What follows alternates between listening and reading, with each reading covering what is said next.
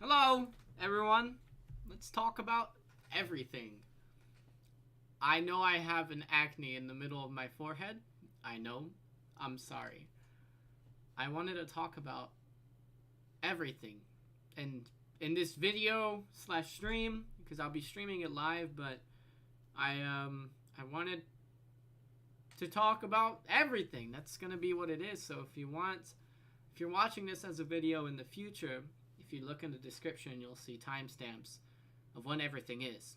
And I think that we'll just get started. I have a poster here with me, so I'm going to start writing down everything that I want to talk about. And if you want me to talk about anything, I'll add it. But welcome, Infamous Void, and I Love My Name, 3WAP, 4Wizard, and Wombo. I'm doing a multi-Twitch and YouTube stream. But hello, we're going to get started. I'm going to play the Slime Rancher music because it's good. I have my poster, and here, together, we are going to write about everything, okay? Together. So if you want me to talk about anything, I will write it down, and then we can talk about it. I need like a stand here for it. So let me think. What will I do? Will I put it on my chair? Right here. But welcome! It's a little bit bad. It's okay. Just gotta fold it back. Let's see where it fits.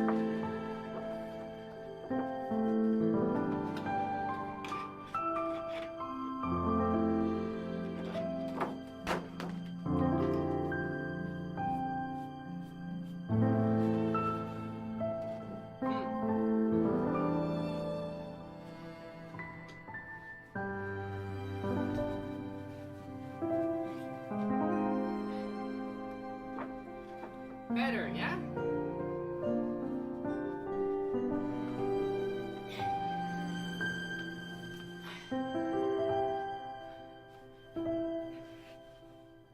Hi! Hello! What is up, though?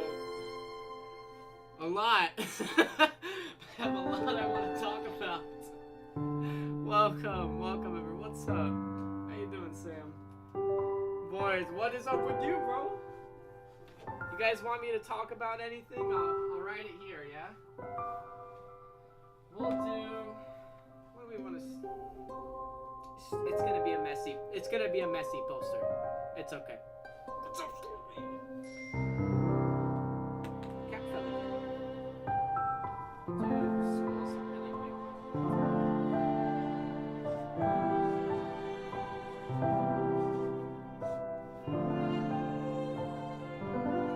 I need to write bigger.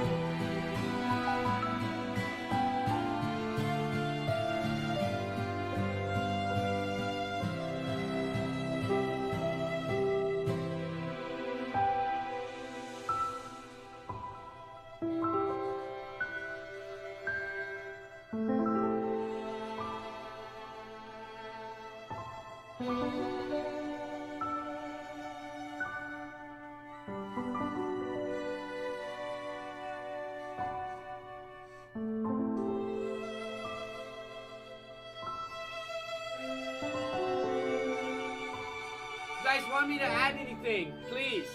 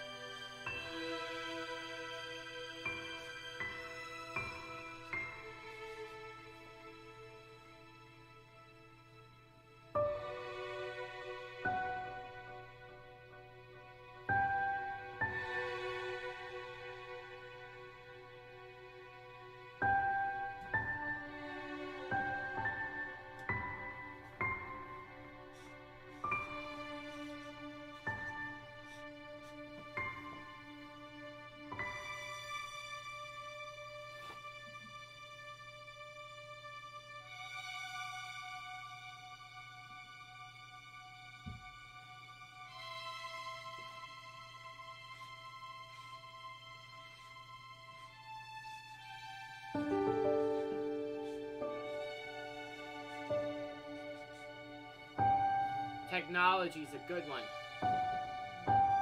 Good night. Add fart. Add fart and Fortnite. I feel like this needs to be brought like closer, right? This is what I have so far.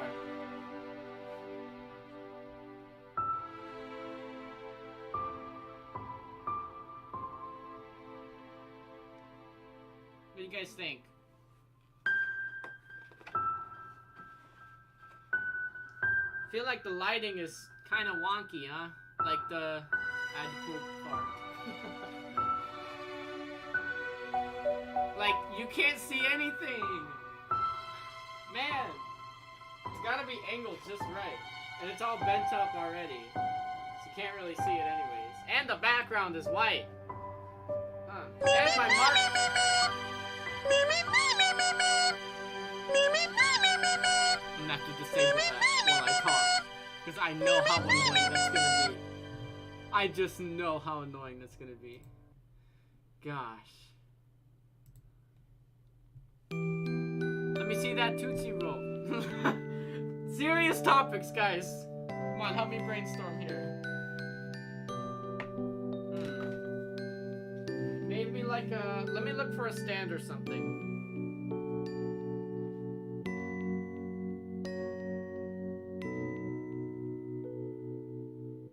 I've got a chair.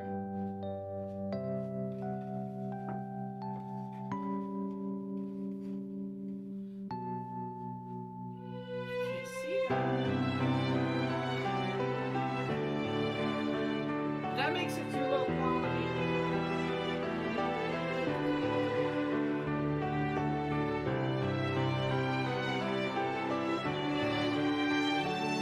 That make it better by anything? I don't know. Whatever. Oh, frick.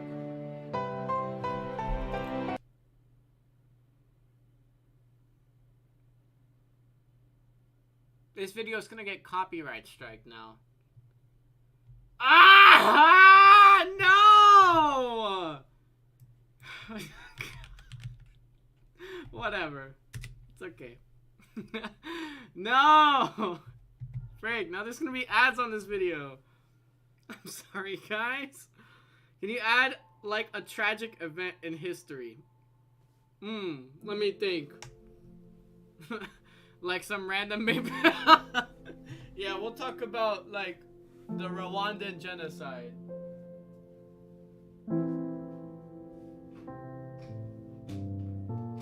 I mean, yeah.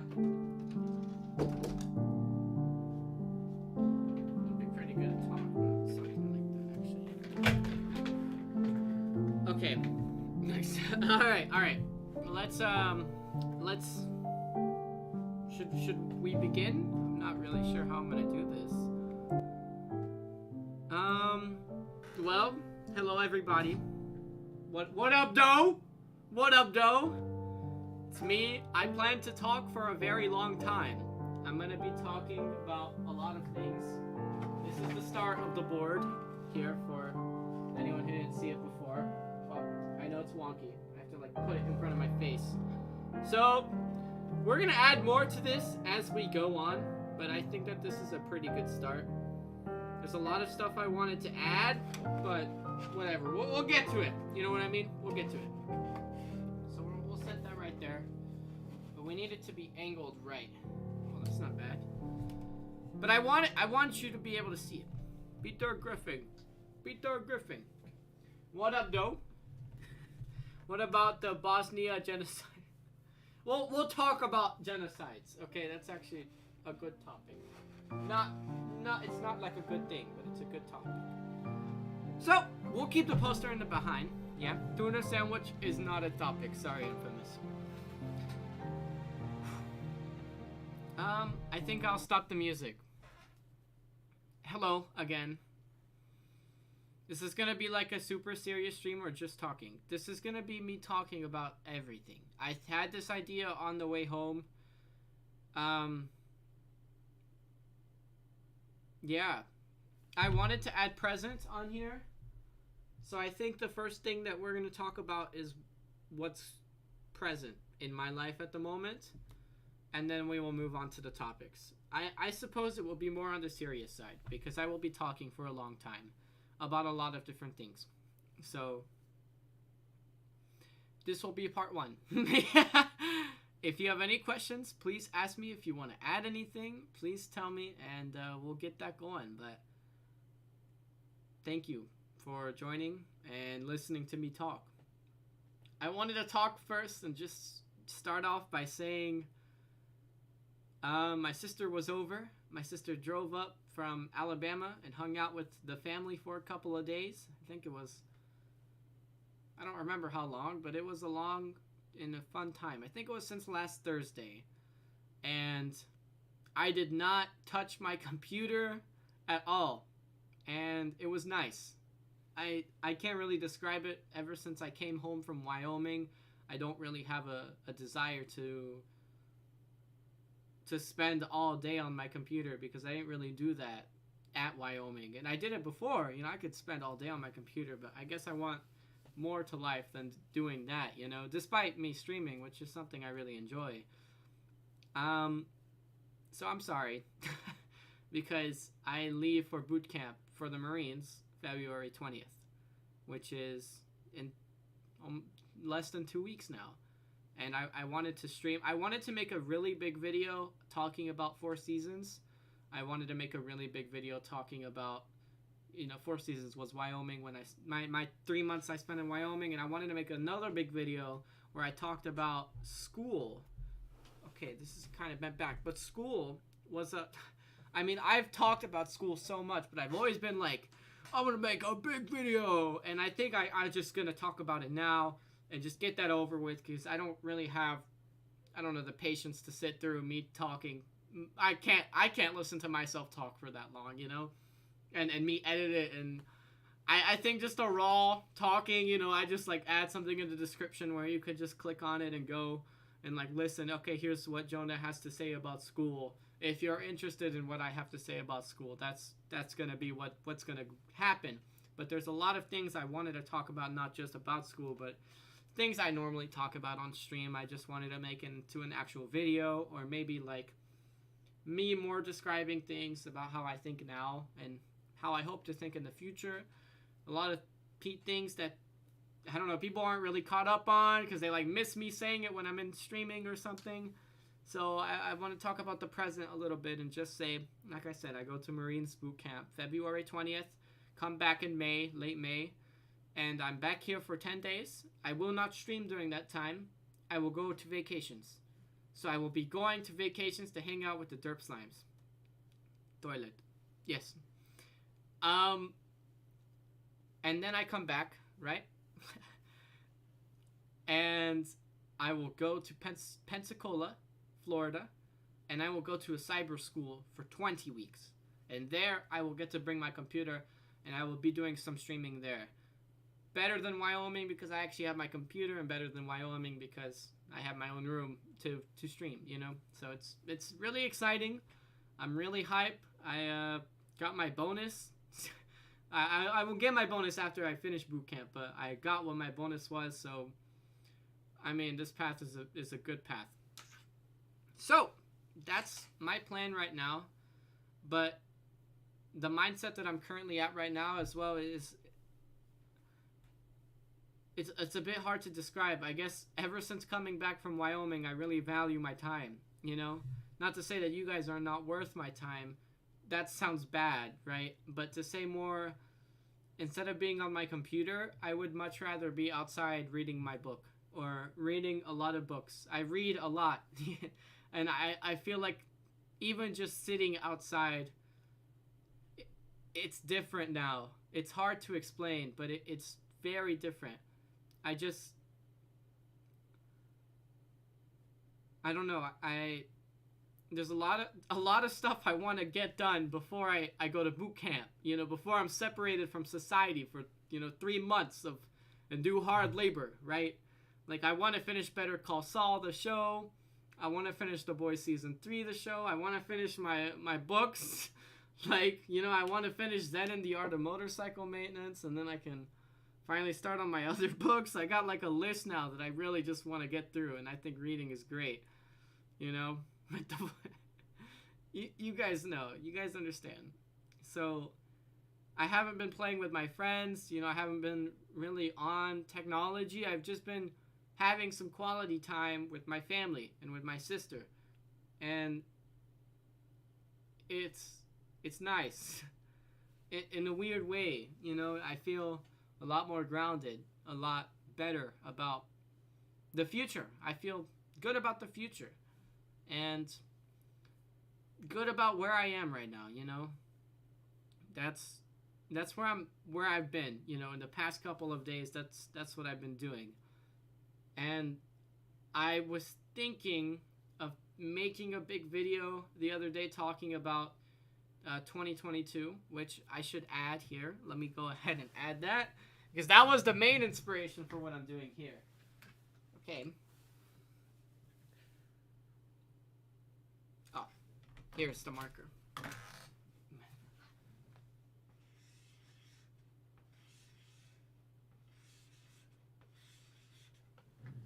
So for those who have been with me for a long time, I make a video every year, and I sort of just talk about what happened that year and what I'm hoping for next year and whatnot. And it's already the second month. I made my 2021 video 2 months late too, so I guess that's the trend we're doing it every February. And I did want to talk about 2022. That's probably going to be one of the first topics I talk about. But I also want to talk about things that aren't really up in my control. Like 2022 is talking about me, you know, talking about Wyoming. It's talking about like a system. Same thing with school. It's a fundamental, like, it's an entire entity separated from me. Of course, I talk about my experiences, but you guys, like, school compared to, you know, there's certain things, school, love, Wyoming, technology, purpose, quality that are sort of separated from me, when there's other topics like 2022, streaming, you know, the past, where it's like I talk about myself, and I sort of want there to be a good balance of me talking about myself and me talking about bigger concepts. So I think in this part one, I really wanted to talk about 2022, and I think that I will also talk about maybe school. School is something I really want to get done, because I really want to talk about school. And I have a lot to say about school that's going to take me a long time. So bear with me, everyone. So let's begin. 2022. I guess we'll just pretend like I started a YouTube video. What up, though, everyone? I'm here to talk about the year 2022 and how that experience was for me. I don't remember correctly. I think I said 2021 was the worst year of my life, but let me check on that, because if 2021 was the worst year of my life, 2022 has to take the cake for the absolute worst year of my life. Many of you guys know. Let me just check and find my 2021 video, and we'll find out, because I'm very curious to see what I thought about 2020. I don't remember. I mean, it was a year ago, you know. I don't remember what I said. Well, we'll find out. I mean, you know, it's crazy how a year ago I was celebrating 200 subscribers on YouTube. I think that's awesome. That viral video is, I will never forget that for sure. Let's see here. It should be around this time. Yeah, I started my first anime reviews. Got a lot of story times going. Come on, Jonah, where's it at? I know it because it says 2021 in the thumbnail. But maybe I just can't find it. Oh, man. It's gotta be up still, right? Right, guys? Come on. My old thumbnails, man. 3 years ago. What? Where am I at right now? Made a lot of stupid videos in my time, man. I gotta tell you guys. A lot of stupid videos. a lot of dumb ones. But they're good. Whatever. I don't remember what I said. You guys can probably find it, you know. It doesn't really matter. 2022 was something else for me, man. Yeah. Found you through the slideshow video when it blew up. Had no clue it'd still be in the community. Yeah, I appreciate you for sticking by. I can't believe that video blew up, too. That's awesome. I get to feel what it's like to be viral, you know? It's not a good feeling, to be honest. It's a good... I'll talk about that when I talk about streaming, you know, because I talk about it a lot. How was my day? It's a good day. Yeah, I had a good day today. I hope you guys all had good days, too. So... 2022 was the worst year of my life. Easy. I think I grew a lot, tremendously, you know? I grew tremendously. There was so much that I went through in 2022. I remember the start of the year, it was the second semester. It was my final semester of high school, was the start of 2022. And I had a pretty good group of friends, I thought, you know, and I was pretty content.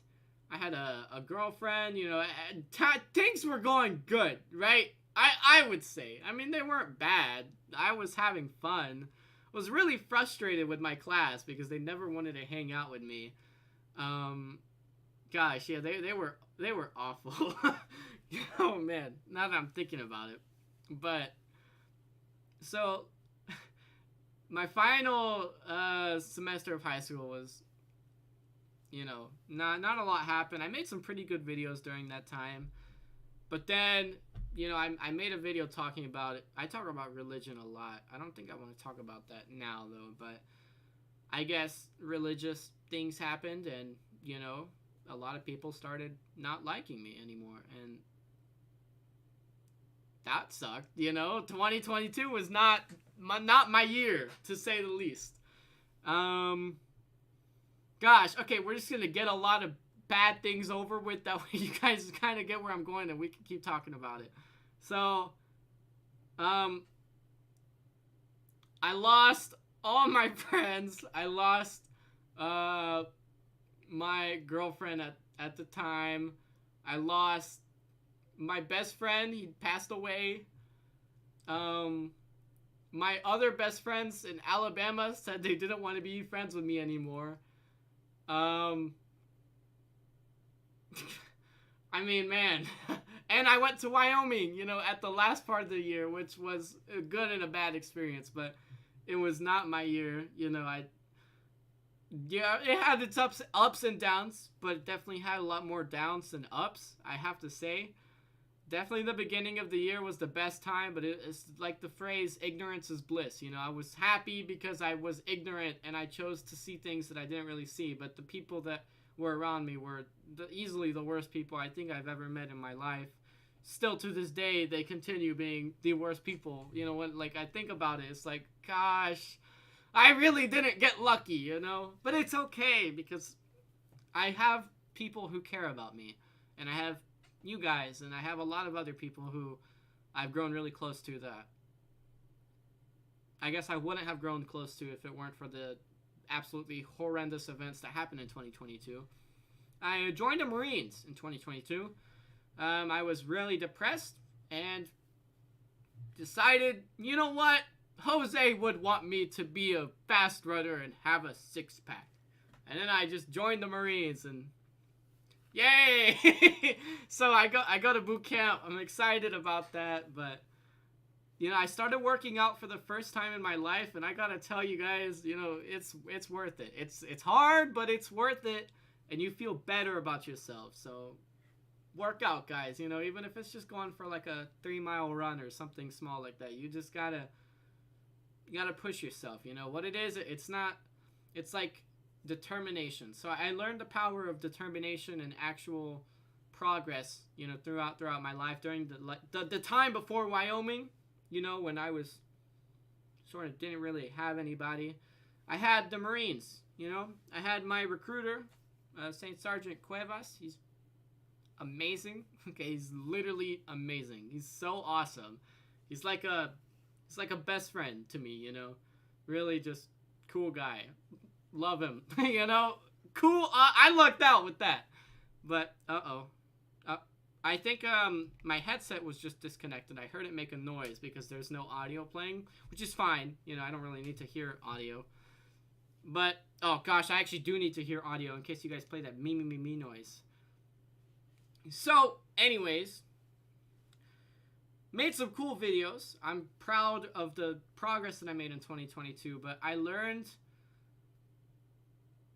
a couple things that make you into a harder person.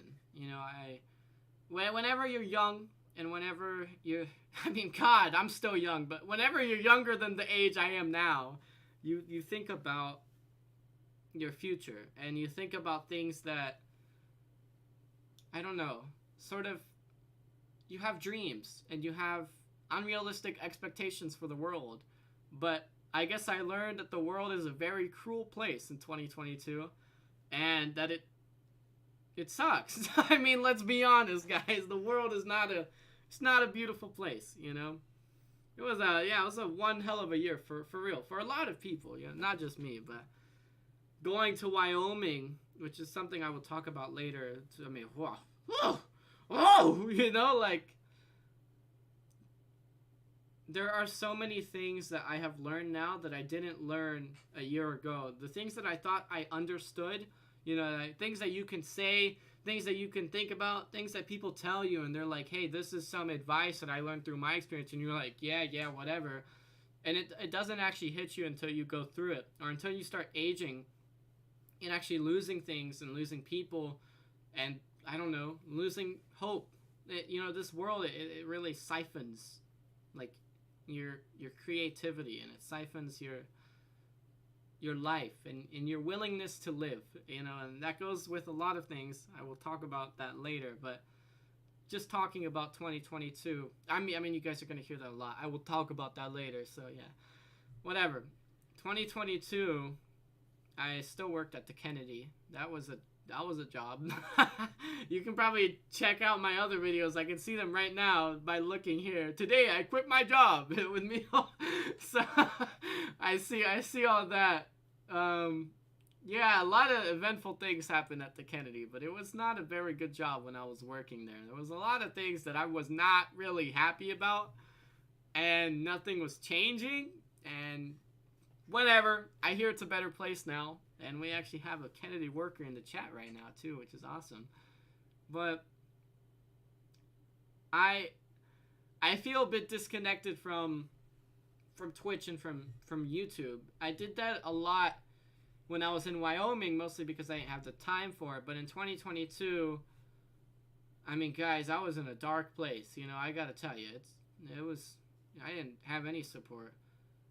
And what am I looking for in 2023 is,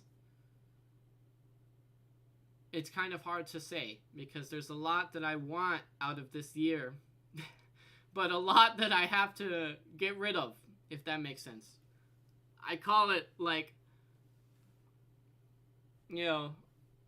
just quality, I guess. But in 2023, I will be in boot camp, and then I will go to school.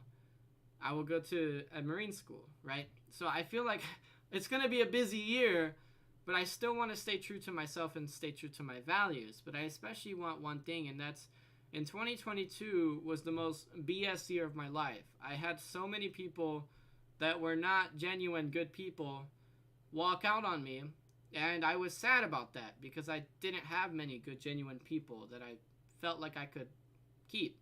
I was like grasping for like the bare minimum, and I feel like that changed me a lot because the people that I was desperately trying to keep and desperately trying to, I guess, make it work out with are not worth it at all. It's a lot of people from school are just not worth it, and that's not everyone, but it's the majority. And I tried so hard to keep these people and to fight for them, and they sucked. They weren't worth it at all. They were the worst people ever. I mean, they lacked empathy.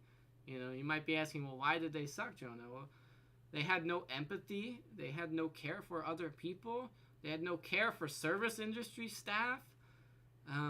They were so fake, two-faced, talk behind each other's back, so mean and evil for no reason. Just like, it's absurd. And they were childish, very childish. It's absurd, right? So, in 2023, I made a promise to myself, sort of like a New Year's resolutions, that I would be like, I'm done with those people. I don't ever want to fight for the bare minimum again. I want to fight for good, genuine people, And I guess I sort of did that. I don't really know how to explain it. Like, I'm done with these people, if that makes sense. I no longer care for putting an effort in bad people anymore. And that's changed me a lot, because I guess I used to give people, like, this is what I'm talking about when I talk about life. I used to give people more chances and have more patience with people, but I'm not like that anymore.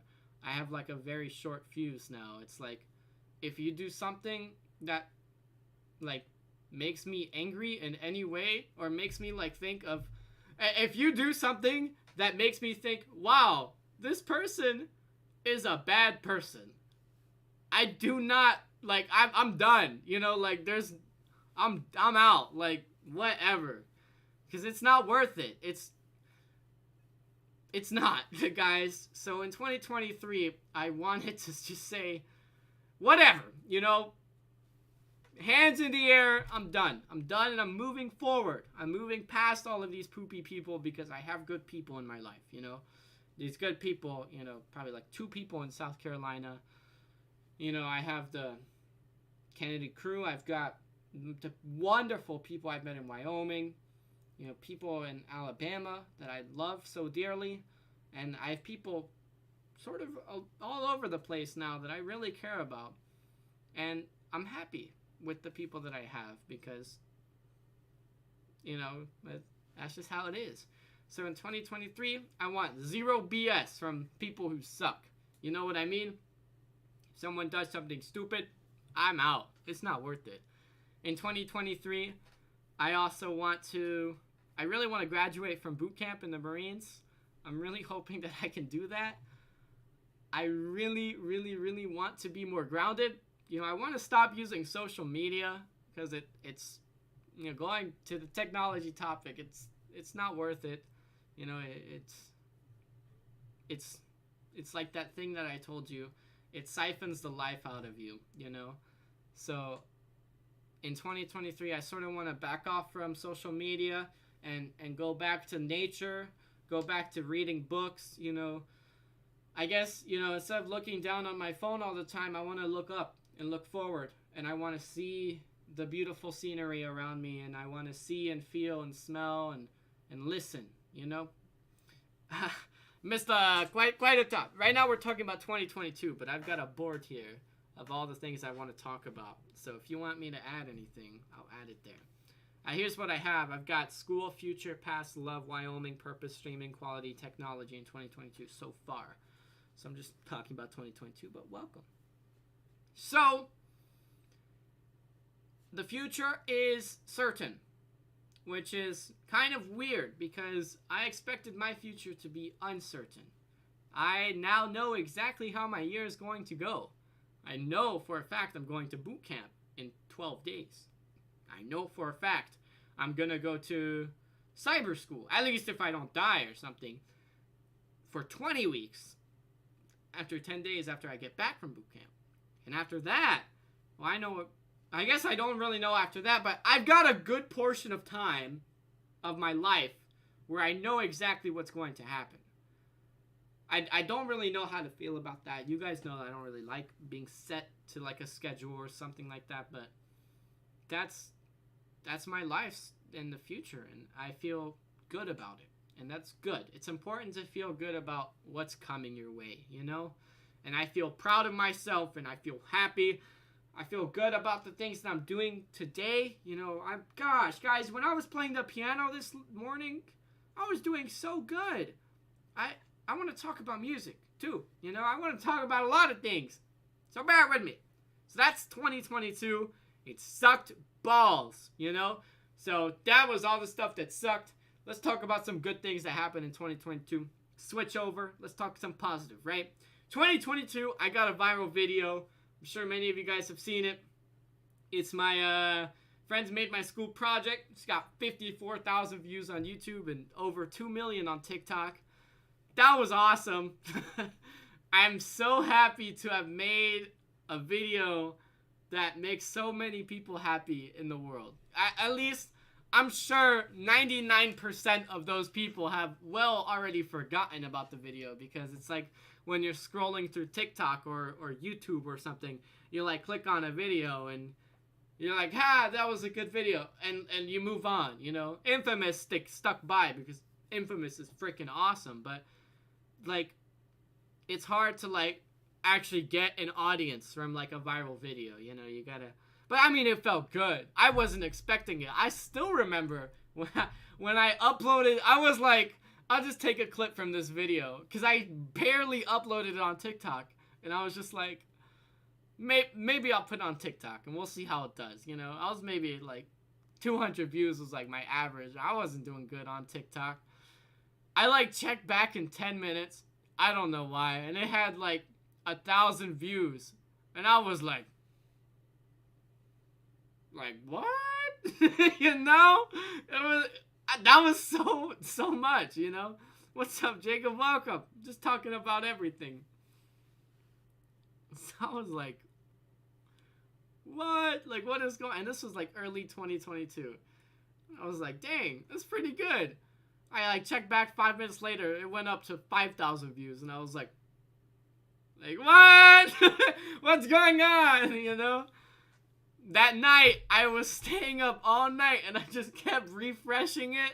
I was replying to every single comment that somebody wrote. And there were some mean comments, but there were some good comments too. I was so happy. You know, I thought my life was changing. You know, I was like, man, I'm famous now. Like, I did it. I got a viral video. What matters is now I have to keep pushing out content, because the like week after you get a viral video, it's the most important thing that you follow it up with some other good content, and that's how you keep an audience.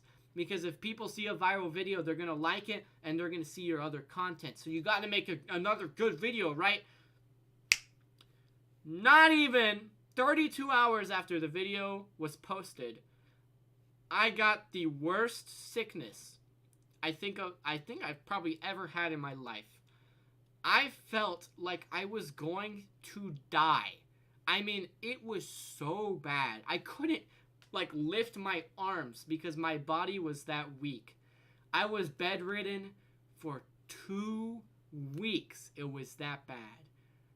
And I lost my audience. You know, it's like whenever you're surfing and you have a big wave coming up and you're like, man, I gotta surf that.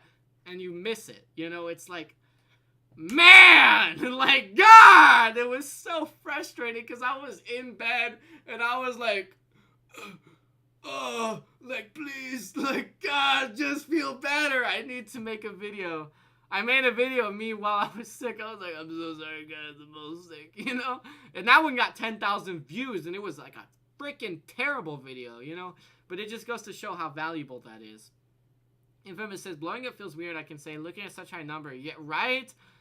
But, like, you know you made it when you get haters, right? Like, it was for the first time in my life I was actually getting really mean comments. Like, I was like, okay, whatever, right? Haters gonna hate. But that was a good experience. I mean, I will, like, the feeling that you get from that, the rush, it's addicting. And it's very dangerous. So I don't recommend getting viral at all. Because it consumes you really fast. Even if you think, like, I'm gonna be different. You know, that's how I was. And then I got that viral video, and it's like, your body just, it like flips. And you just completely change it up. And you're just like, views? Likes? Comments? Ooh, awooga. You know, it's like you go caveman brain. You lose all sense of time. That was awesome. I have to say, 2022 brought a lot of good people my way. I'm a, I'm a hater, and I'm disliking this. Haters gonna hate for real, for real. Oh, there goes my headset again. So, 2022, that was great.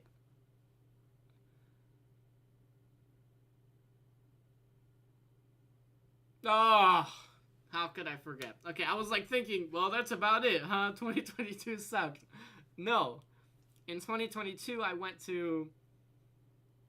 on my Tennessee trip with my online friends, the Derp Slimes, and that was probably the best trip of my life. You know, I have to say, after so much negativity in my life, going to Tennessee with my best friends in the world was one of the best things I think I've ever done in my life. And oh my gosh, I love them so much because we have the same sense of humor and they're my people. You know, it's like, I don't know, I can do something like, and I don't know, they'll do it something completely weirder. And that's just, I love it. You know, I love it. It's my sense of humor and they're great. And I love them so much.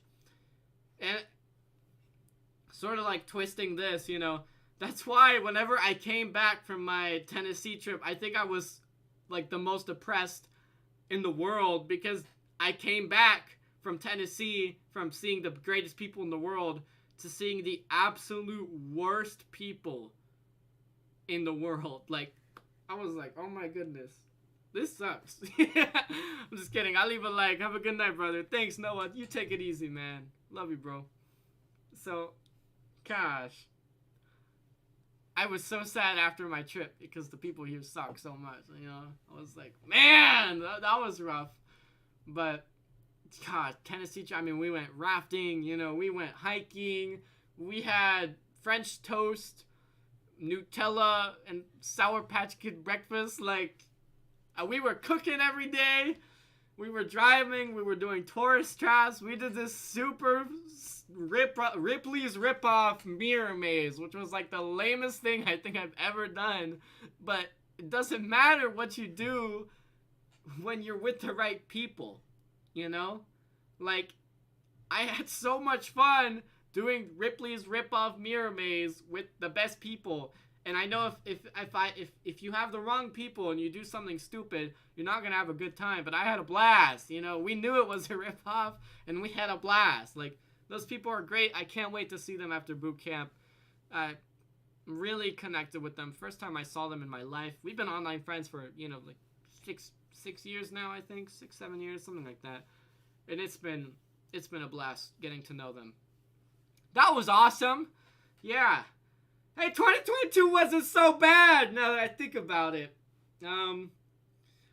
Yeah, I got to see that. I got to go viral, you know.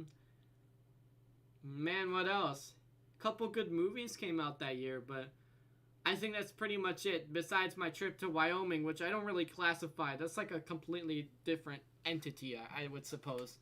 Wyoming, you know, living by yourself, you learn a lot. So I guess I've matured a lot, I would have to say, since going to Wyoming. So, 2023, I expect some big things. I've changed a lot. I have a way different perspective than I did, you know, 2 years ago when I was making videos. And after not uploading for like 2 weeks, I was like, I'm gonna upload every day because I want to be a YouTuber, you know, but not anymore. I want to make YouTube content and I want to stream every once in a while, but it's not my thing anymore. And you know, if little Jonah heard me saying that, he would be furious. He'd be like, I lost the motivation for it. But no, you earn the motivation for something bigger than this, if that makes sense. It's like,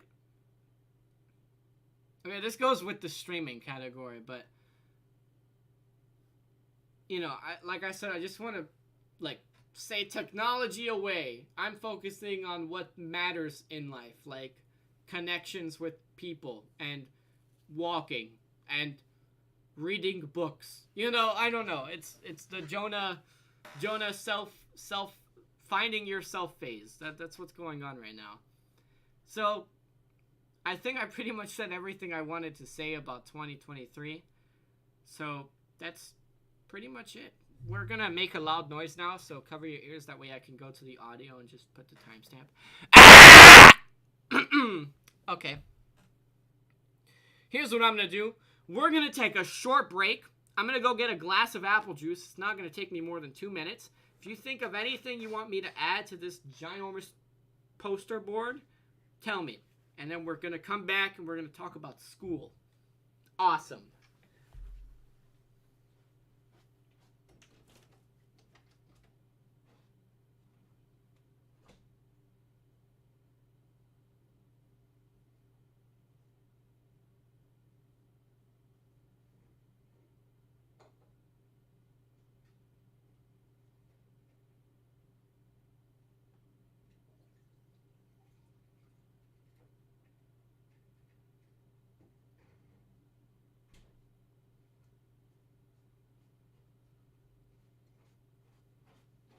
Man, I kind of gotta blow my nose too. Y'all forgive me for one moment.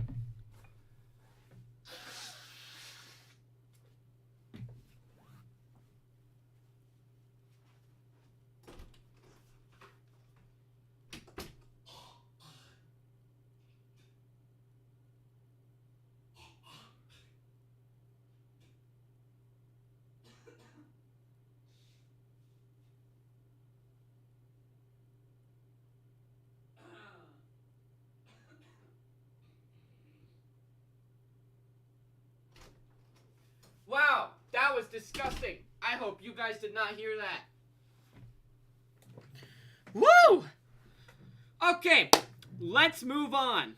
Let's talk about school. Let me get some apple juice. I have talked about school so many times during my streams. It's practically something I just can't get back to. I mean, you have those people that like peak in high school and it's like all they talk about. I know a couple people that have met others that's like, they're like 40 something years old and it's all they talk about how they were on the cheerleading team in high school, and it's just like, don't be like those people, okay? Don't end up like that, because that's so lame. I can't even like begin to describe that. You're literally saying how boring of an individual you are because you have nothing interesting to say about your present life or maybe even the past 20 years of your life, because high school was the most exciting thing. And if high school was the most exciting thing in your life, oh my gosh, it's not even worth living after that point. You know, you're just a slave to society, whatever. Yeah, don't be like those. So, school. There's so much. I don't even know where to begin. I'm going to be talking about my experiences with teachers, guidance counselors, the entire system of education. And we're going to be breaking it down and trying to, go down to like the roots. But we'll just, once I get started talking, we just roll with it. You know what I mean? I graduated from school last May, and so it's fresh on my mind. I want to say I did not have a good time with school. I would even go so far as to say I hated school. I'm sure many of you feel the same way, but I may not hate it for the same reasons you do. I don't hate it because, I didn't have friends. I don't hate it because I was bullied. I hate the system. I hate the entire hierarchy of what makes school, what is education in today's world. I hate the modern societal definition of what school is versus what school is supposed to be, what I think school is supposed to be. While I talk about school, I'm not just going to be talking about all the things I dislike about school. I will be giving good solutions to these problems. Maybe they won't be heard, This video is pretty much just for me, maybe for my kids. I don't know. That way they know. Whatever. I doubt my thoughts and my opinions will actually change anything, because the biggest problem is that we have no power to change anything of what makes school the absolutely horrendous experience for many young minds today. School.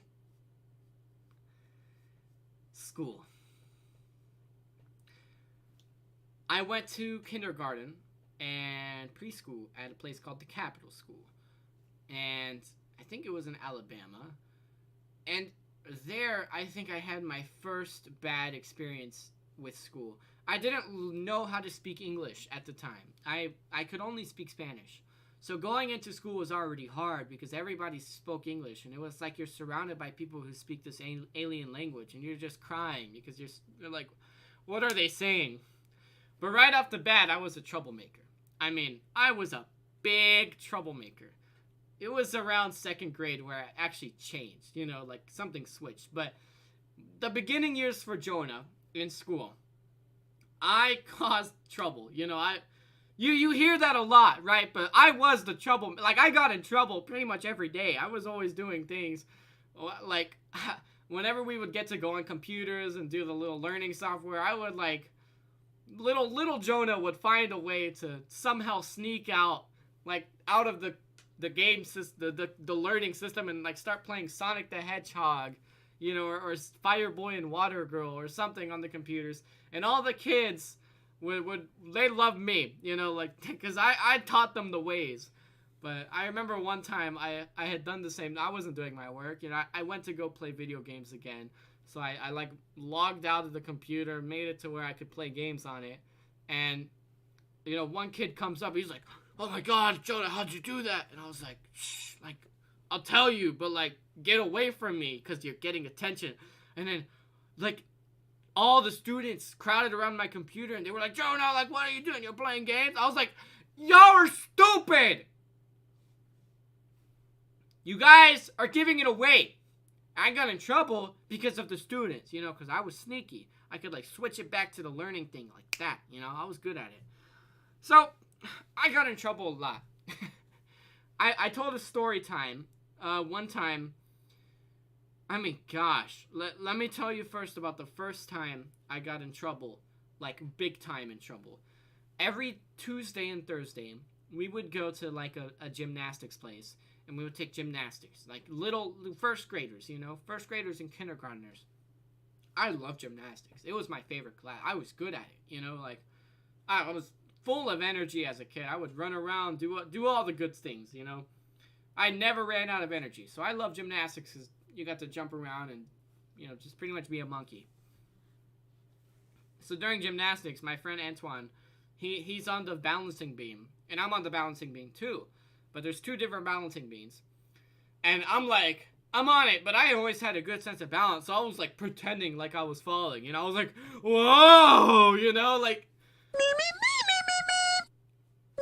Okay, that is annoying. Oh my God.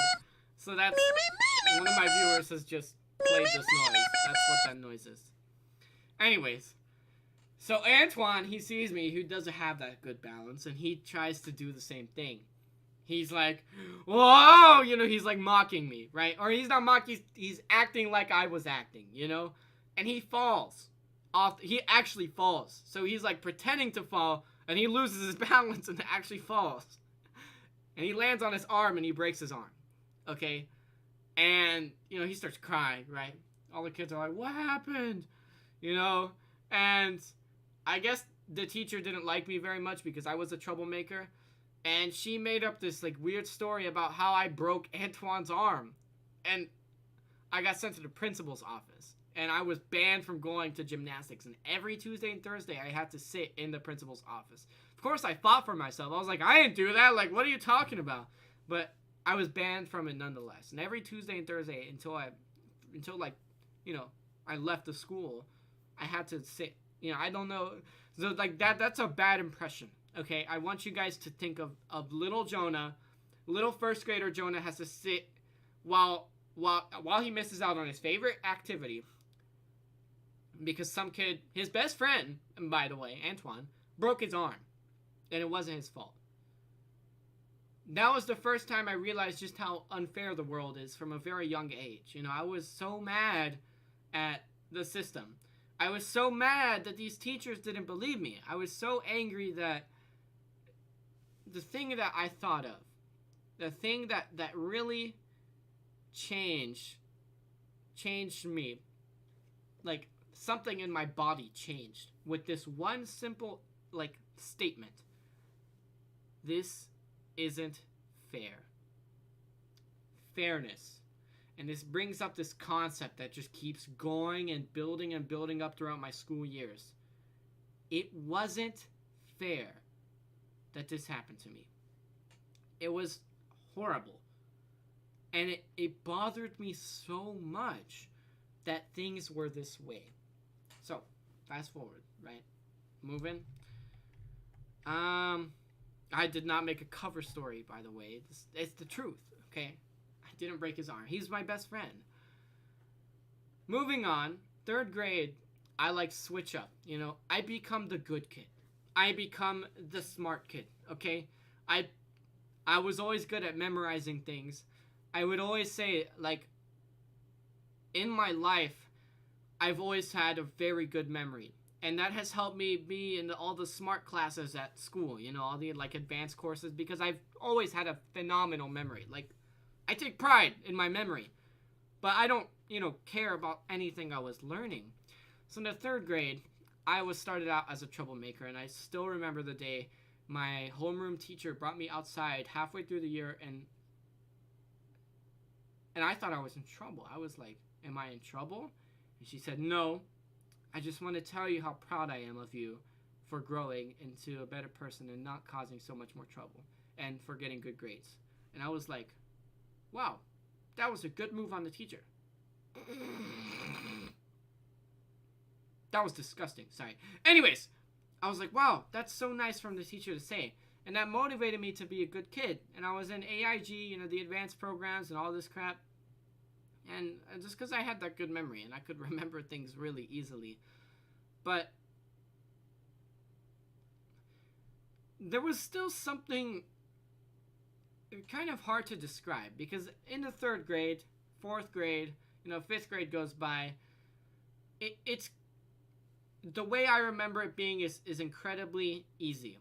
There wasn't a single moment in the 3rd or 4th or 5th grade where I struggled with anything in the academic department. And I was still very childish.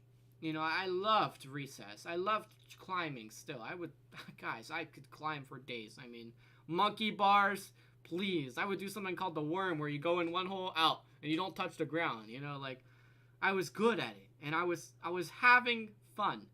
This is my childhood phase. You know, I was ignorant of all the world's horrors, but I was still bothered by that fairness thing, and I thought about it a lot.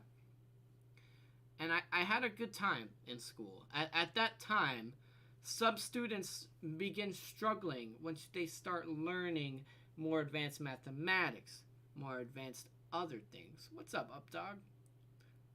What's up, Updog? And I didn't struggle with that, so I can't really vouch. But I think dividing the students in a advanced and like a slow, it's kind of like a bad move, because everybody moves at their own pace. Right now we're talking about school, by the way, but if you want to add anything, let me know. And where was I going with that? Things were fun. It wasn't until middle school that I realized a drastic change in the environment of school.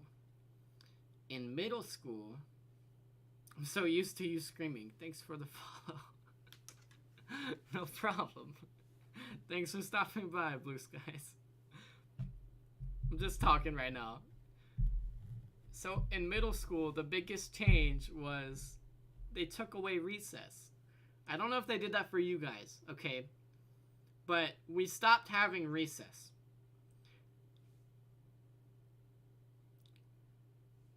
School was no longer a fun place to go to.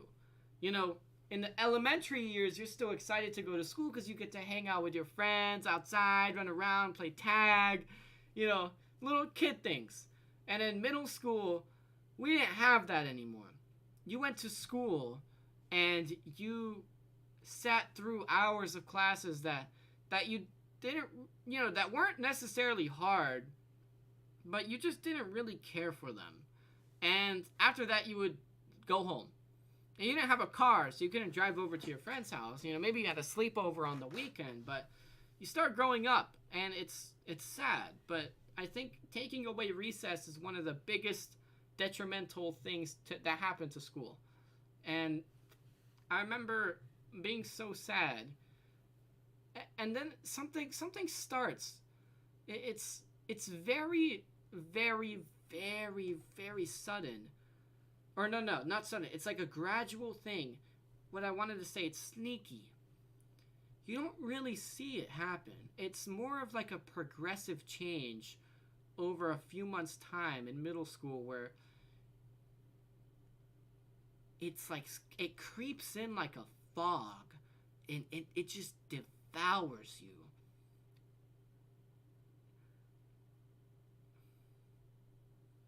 The system in which learning used to be not so much fun but interesting starts getting tarnished by teachers that don't do their jobs good, or things that aren't fair, or things that suck, things that you don't smile anymore.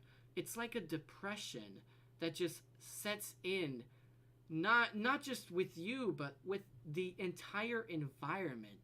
You know, you can do this too. If you, I don't know if you're like near middle school or whatever, but you will see the difference between a younger person and somebody who's in middle school, where they just change. Kids used to smile, kids are happy, and then they're not. And it's so gradual that you don't even see it anymore. You know? These kids, their creativity, their originality, it's sort of taken from them by the system. And the system is something we'll talk about more. Welcome, Oh Skittle. We're talking about school right now.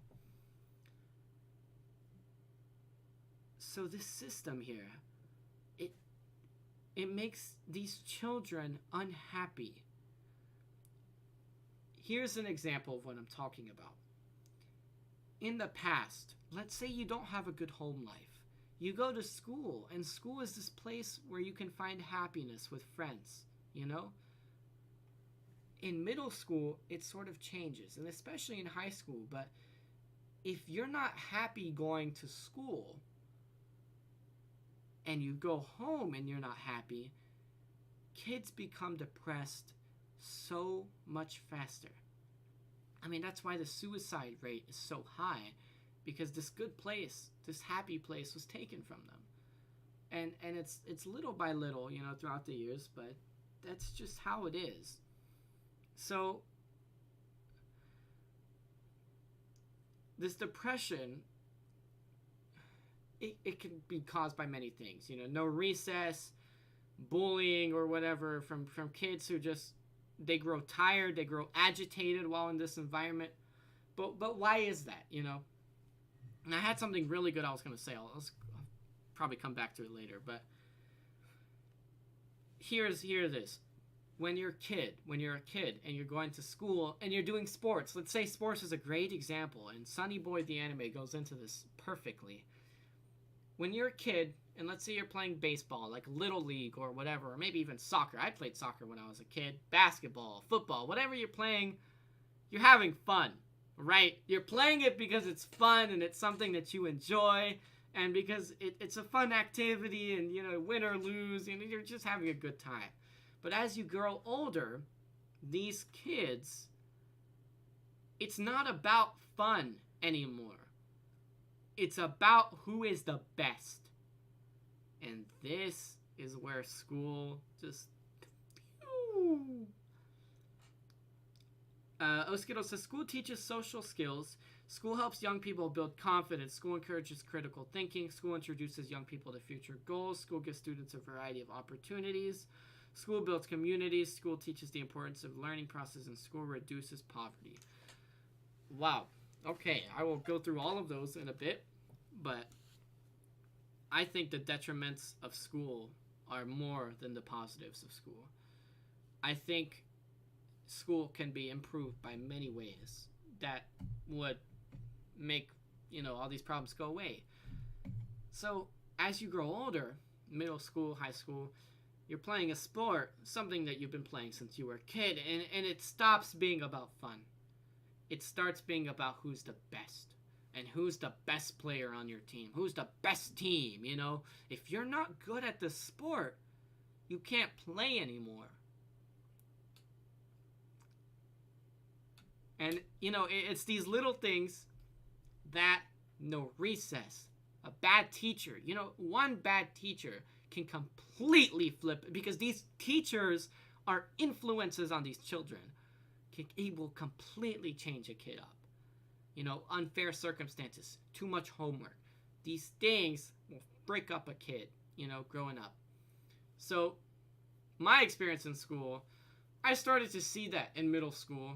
I had some good friends. You're still like a child, but you're not so happy at school anymore. You're dozing off, sleeping in class. You don't really care for the things that you're learning, because the education being taught to you is something that you just feel like you don't need it anymore. And a lot of teachers say, I'm teaching you this because in 8th grade you're going to know it. And then once you go to 8th grade, they say, I'm teaching you this, that way you're ahead in high school. And then once you're in high school, I'm teaching you this, that way when you're in 10th grade, you'll be ahead of the game. And it's just like, it's BS. And these teachers are not good teachers, and they don't care about anything. So this doesn't make young children happy, but that's not important. It's the process of learning. So you don't end up homeless and on the wrong side of life. School is meant as a purpose to fix your life. Well, I think it does quite the opposite. I think it is detrimental to many children. And I think that the importance of young children is the happiness. Process of learning. So process of learning so you don't end up homeless. I think that that's dumb. And on the wrong side. So this goes up to more higher education in high school and college, but if you have a good teacher, things can change. The process of learning is what matters the most. Whenever you go to school, you learn things that you don't really care about, Like, it depends as well on the teacher, almost entirely, whether you enjoy the class or not. So there's these kids who have these teachers that suck, because most of them suck. I'm going to be honest. Most of the teachers are bad teachers. And the system rewards this grade and do better style to where it starts being about your grades rather than your education. And this is a concept that I want everybody to sort of think about. In school, you no longer care about what you're learning. You care about what grade you get. So when you do the work, you're more focused on getting a good grade rather than I'm actually learning something of value. And when you're a kid, you have this sort of like whipping method where if you do bad on an assignment, you get a bad grade, even if it's like an original and creative concept, unless you follow these cookie cutter procedures that the system lays out and that the bad teachers enforce. Now, a good teacher will enforce creativity and originality, but a good teacher is rare. And majority of the teachers are bad teachers that go by this system of cookie cutter way. If you don't do it my way, you're getting a bad grade, even if you come up with this original concept. And I was punished many times because I thought of like better ways to do things or ways that weren't exactly the right way, and I got a bad grade. So school stops being about learning and it starts being about grading. And this concept completely changes school. So if school was more focused on actual gaining knowledge rather than this grading system of just this horrendous grading system, it would be improved by a lot. And I'll go more improvements later. But for now, this cookie cutter way is exactly one of the other things that you don't really sort of see it coming, because school is really easy whenever you're a kid for a lot of kids. But the older you get, the more prevalent it gets, because the harder your classes are, the more homework you have, the more, things that you have to do. So I remember in middle school, it wasn't about having a bigger education, having more knowledge and learning about interesting things, but more in my head, how can I cheese this to get the best grade possible? I have a good memory, so I would think quick memorization and you're done. You don't really need the knowledge. That's what you think, and that's what kids are taught to think by the system. Jacob says, I used to think grade school was meant to teach students how to learn, and college is meant to teach you what you need for your career. But I'm still sitting in meaningless classes that have nothing to do with my major. My college has 2 classes for comp sci. Every year since 6th grade, I've had to learn about comma splices and fanboys and how to write an MLA format. Yeah, that's a wonderful point. I think there are people who need school and there are people who would be better without school. I think the system is what needs to change, because like Jacob says, there are meaningless classes that you sit through and you don't really notice it at first, but the older that you get, you realize it more. I was that kid. I remember in 8th grade is whenever I snapped. I was like, I would raise my hand every day in math, every time we had a new lesson, and I would be like, what is this used for? I was that kid. What am I going to use this for? Because I knew what I wanted to do in my life had nothing to do with trigonometry or geometry. It was geometry at the time, I didn't need to know it. And it's pointless. And once you make that realization, it will eat you alive. Going back, I was thinking, this isn't fair. And gosh, it broke me. I snapped. Like, I was so angry at everything, and I started questioning things, and people don't like it when you ask questions. I started not caring about a lot of things. I started talking back to teachers. I was like that troublemaker again because I was so mad at the system, Thankfully, in the 9th grade, I had a wonderful teacher, Mr. Whitehead, who is just an absolute dear to be around. And he made my life a lot better, And there's good teachers that really make a difference, compared to bad teachers. But I have to say that bad teachers just make the experience so much worse in the present time. Monkey's Mouth says, general education to some people like English with comma splices and MLA and everything. It's general education to find what people enjoy. You may not need to know, but if they mass-produce education to make it the most general and useful for everyone, even if it is not fair for everyone to study everything, it still helps people find what they enjoy. But you don't have the freedom to choose. What's up, Russian? We're talking about school. Welcome back. I hope you're doing good, though. I wish I could talk to you guys if I was doing a normal stream, but since this will be a YouTube video, I have to talk more, I've got to talk more. Most of math, I'm sitting here and I feel I already learned what I'm going to need throughout my life when it comes to math, and I need to start putting into actual experience for my career path. I don't think I'm getting YouTube chat, actually. Let me try clicking on it again here. Yeah, I'm not getting YouTube chat. Gosh, frustrating. I see it pop up, but I don't see it in chat. My semester just started. Awesome. I hate school. So, in high school, you're changing. Love is in the air. You may get your first relationship. Things aren't all that bad. But I heard throughout my middle school years that high school was going to be the time when everything changes. And that is true, but not in the way I thought. And this is something I really wanted to talk about for a long time, okay? This is very awesome. Forgive me for just ranting for just one moment before I read chat. I love anime, okay? I watched so much anime. And I still watch I love anime, okay? I watch anime almost every day. And in most animes, if you guys know, a lot of rom-coms, just most of them take place at school, specifically high school. So I was watching all these animes, and I was like, wow, high school is gonna be great. You know, I was so excited. I was like, in high school, I'll finally get to choose the classes that I actually want to take. I'll be able to take all these interesting classes, and I won't have any stupid classes anymore. And it wasn't like that at all.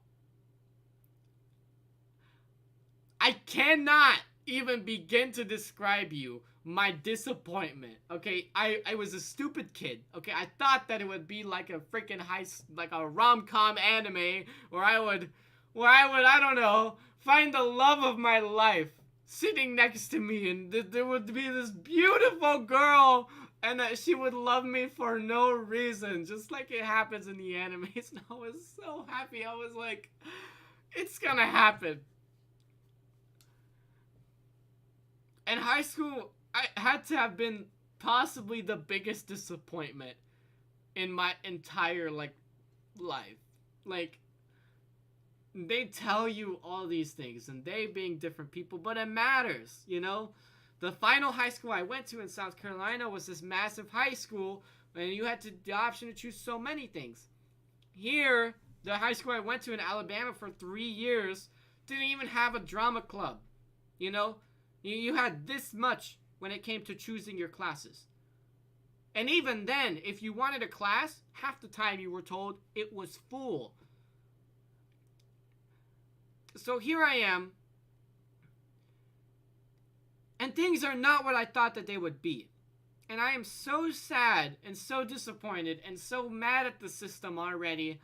And these guidance counselors are just being the biggest pricks of all time. And you can watch my guidance counselor story times, but they suck, okay? And they're liars, and they're just bad adults. You know, childish adults that 9th grader Jonah stands there and thinks it's not fair that I'm being treated this way by some idiot adults who never grew up. And it just, oh my God, it was so frustrating. And high school it does a lot of stuff bad, okay? And I would argue that the good things about school, about high school especially, is that you get to be with people that are your age. And that's the best thing about school. But the bad things about school just add up, and they add up, and they add up, and you're just sitting there and you're thinking, it's not fair. This sucks. Like, why? Why are things this way? Like, any sane person would just see that, right? But no, it was like I was the only person who actually saw that there were things wrong, you know? When I would be in the principal's office, or when, I don't know, something, guidance counselor or something, there would be these adults that would just be like the most bafflingly stupid adults. And when you're a kid, you think adults are smart, but no. These adults were so mean, so terrible, and for what? It made no sense. Why was I being treated this way? It broke me. I was like,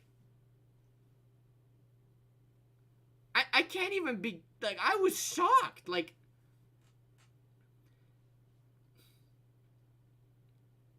I remember this one time. My English teacher in the 10th grade had graded all of our papers on this one assignment that she gave out when she wasn't here on something she hadn't taught. And everybody failed.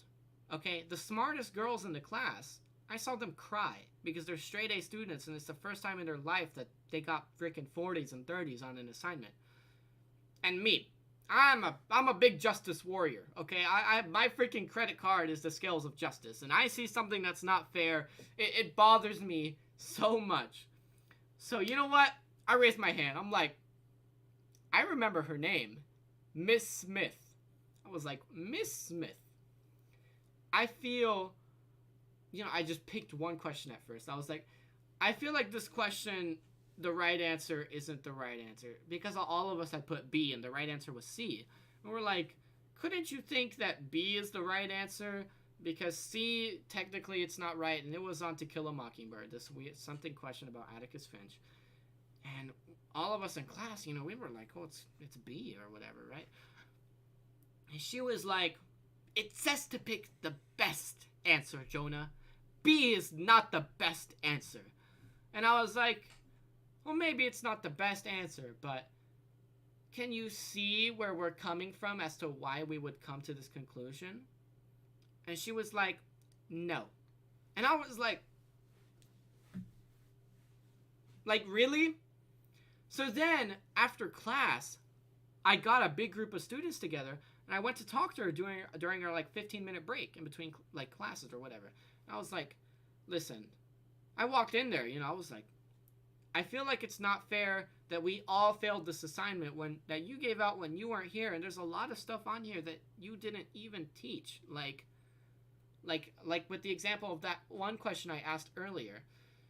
And then she said this. She said, "Jonah, if you keep talking, you're all getting zeros." And I was like, what? I was like, that makes no sense. I was literally, by then half the kids had left because they were scared. I was standing there still. I was like, that's not fair. And she said, "I have a bachelor's degree in English, okay? What are you? You're just a kid, okay? I'm right. I'm the teacher. I'm right." I was like, dang. She made me cry, okay? I remember crying because I was so overwhelmed by how stupid this adult was. Literally just going on this power rage to feel better than a freaking 14-year-old kid after failing the entire class on an assignment, making their kids cry, having no empathy. And that's an example of something, that's an example of a bad teacher and just how much that can affect the kids, okay? Because the brightest people in that room were crying. And, okay, that sounds egotistical. I mean the girls who were straight A students, not me. The girls who have never failed before failed, and it wasn't even their fault.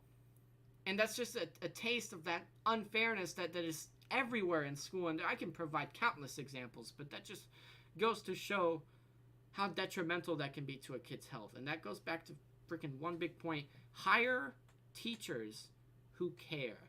But we're so bad at doing that because we pay teachers literally minimum freaking wage that nobody wants to be a teacher, so there's a shortage. It's like the stupidest problem in the world because it's so easy to solve.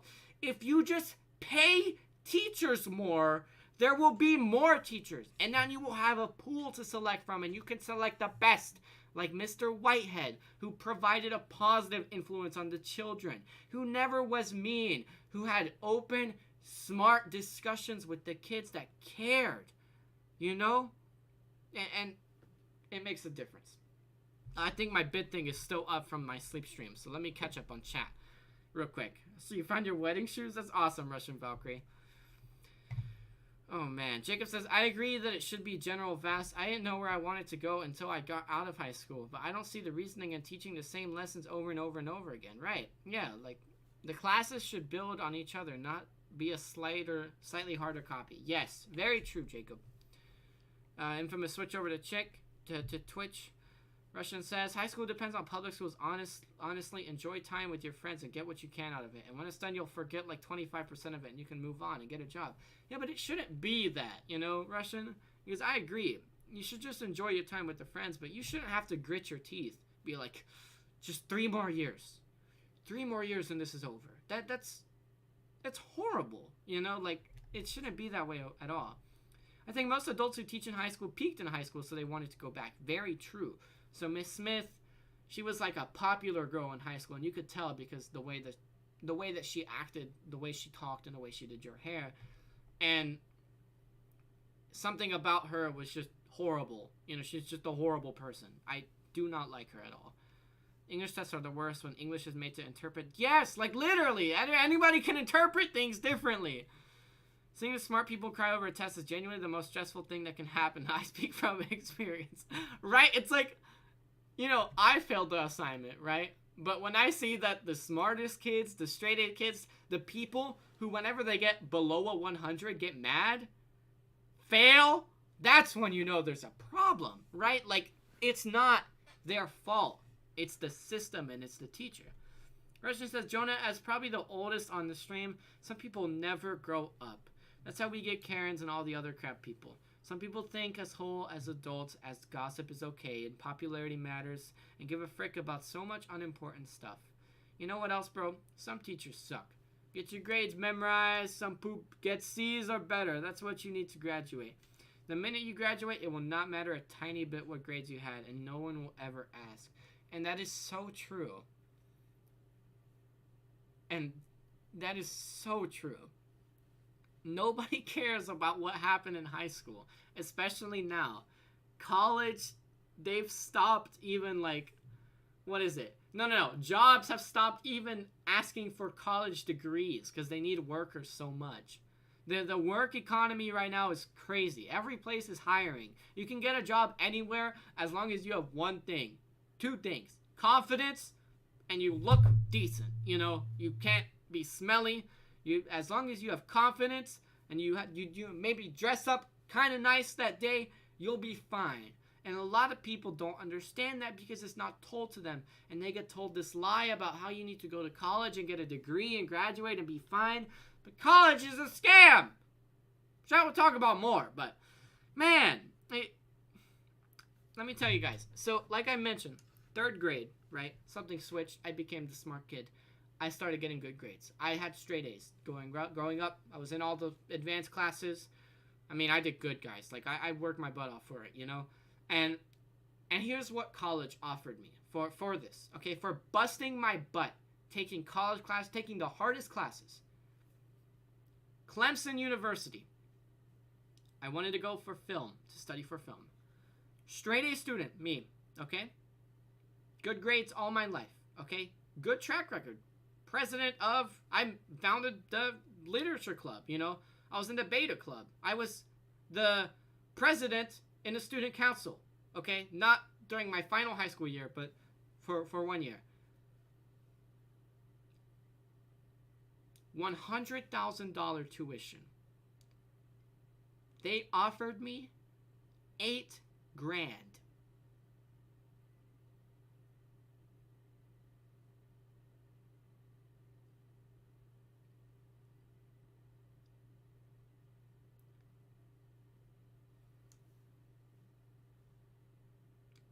And I can't begin to describe how I felt when I was offered $8,000 for my academic, for my grades.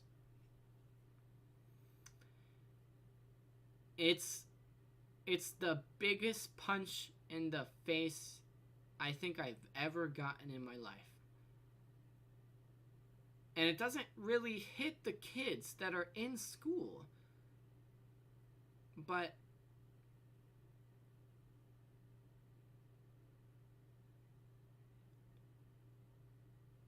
it's not worth it. There's so much more to life. So many more experiences that you miss out on because you're in school. So many more stresses, anxieties, depressions, suicides. And for what? To make the big men happy?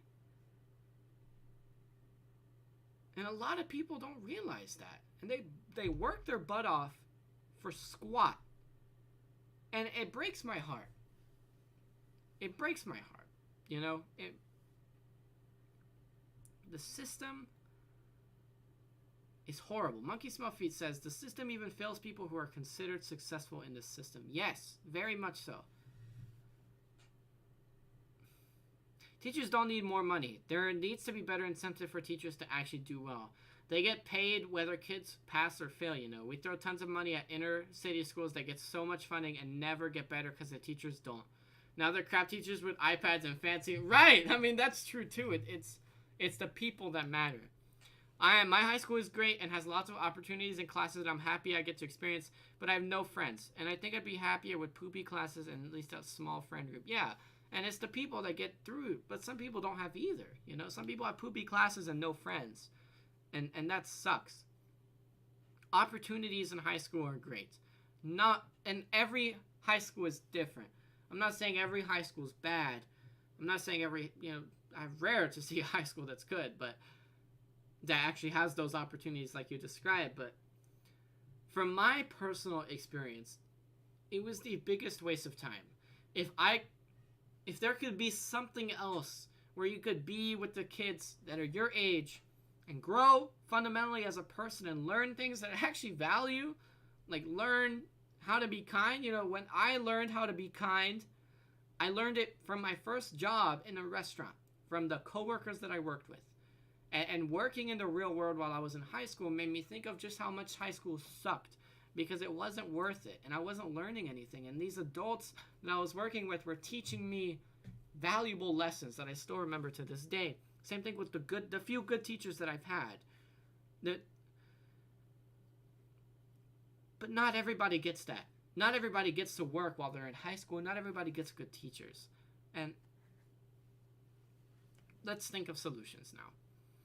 Russian says it shouldn't be that way. It shouldn't be a matter of getting a grade and memorizing stuff. It should be actually learning. Yeah, going back to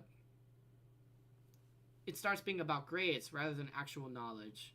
The divide there. Yeah, put your head down and get it done, you know. It sucks, but that's how it is. I don't know how it can be fixed. In school, you can learn more how to get a good grade, how to regurgitate information in order to get a good score more than the actual material. Right. Jacob says, they didn't take a look at how hard I worked in grade school. They looked at least at the one test you can't even study for. Which test? Oh, the ACT score? Oh, that too. ACT's a freaking scam. Bro, my $8,000 that was included with from Clemson University, I did good on the ACT score because I'm great at memorizing, right? I made a 30 on the ACT, and I still got $8,000. It doesn't matter. First of all, the ACT is stupid, okay? It's literally how well you can memorize useless information. And if you have a good memory, you're going to be good at it. But if you can't remember all the stupid concepts and all the dumb crap, it doesn't make you a smarter or a dumber individual. It bothers me, yeah, that it's this way, and that it's all about the testing, and it's all about who's the best, and it's not fair.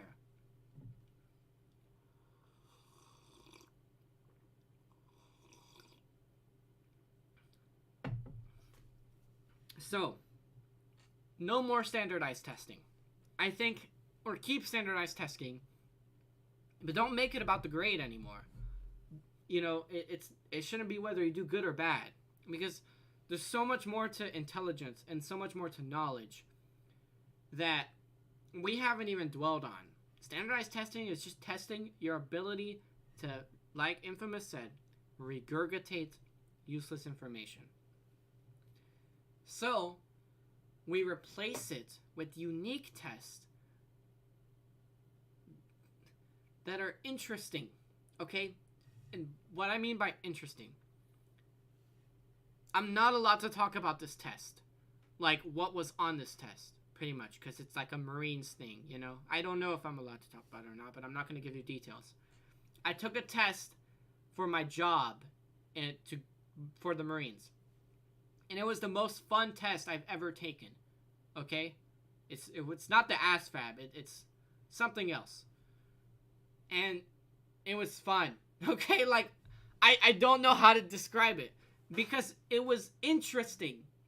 It's so hard to describe, but what I'm trying to say, tests like that exist.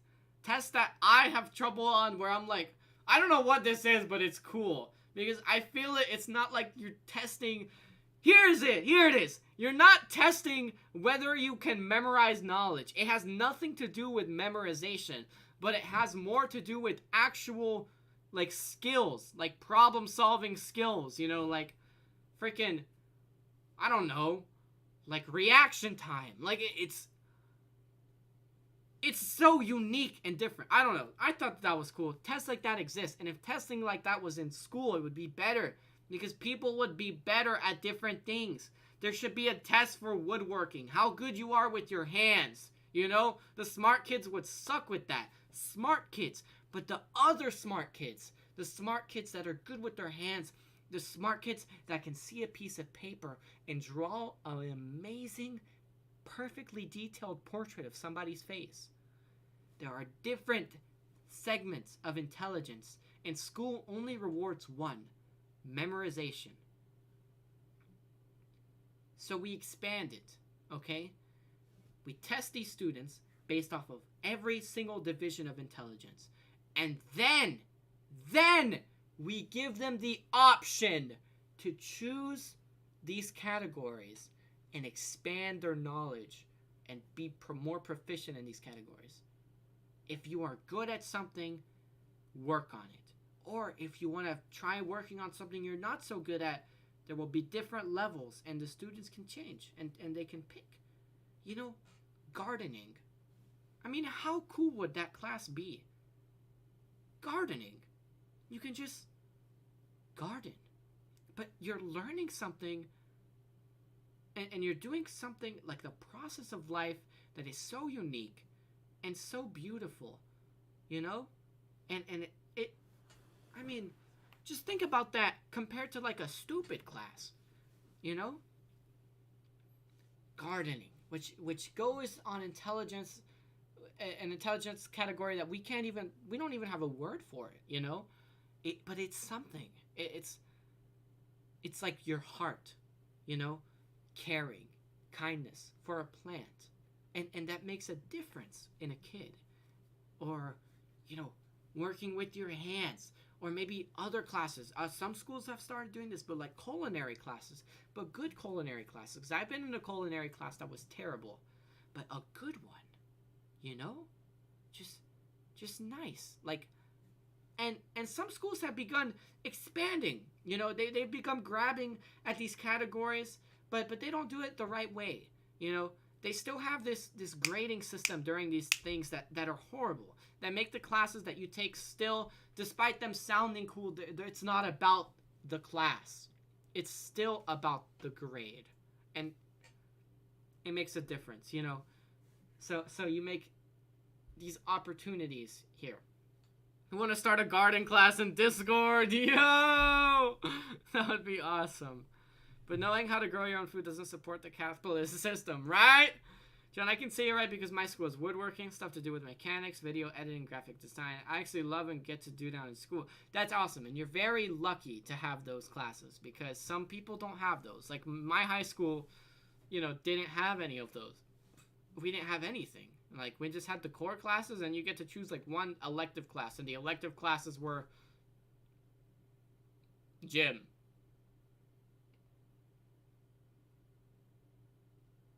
JROTC, study hall. It's like, you know, at least Jacob knows. Jacob knows.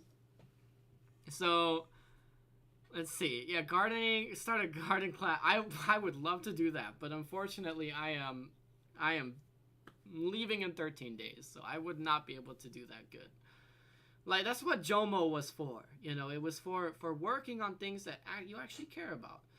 Like, if all schools were like that, I believe not only would be a lot happier, but would actually grow as a society. Yes, and you would actually do things that you care about. Because you have the kid here who is terrible at math. And he sucks at memorizing things, you know. And he's getting bad grades. And he's getting berated by teachers for not performing well. But he goes home and he works under his father's restaurant or something. And he just has the best customer service, and he is the most friendly, outgoing person in the world. Just to provide just some random example, some elaborate story.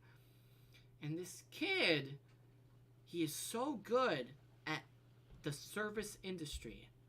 And he, you know, the locals love him, you know.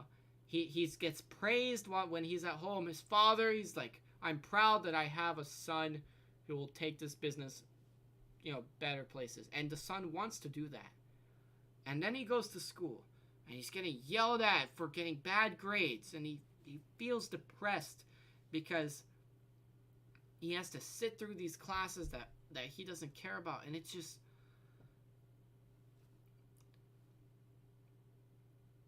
there is such an easy solution if we were to just wake up and see that and have these different categories of intelligence.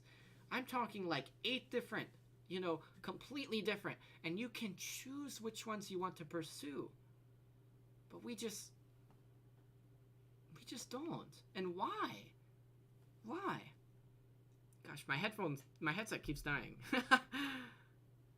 Let's see. Canadian school system is better than American one.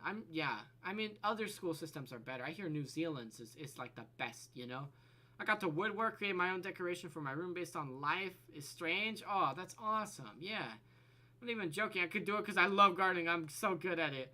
I even propagate my own cacti and succulents. Growing your own food can be so easy. Plants like tomatoes, easy AF. Dang. Garden in the backyard, stopped doing things, but the tomatoes kept coming back.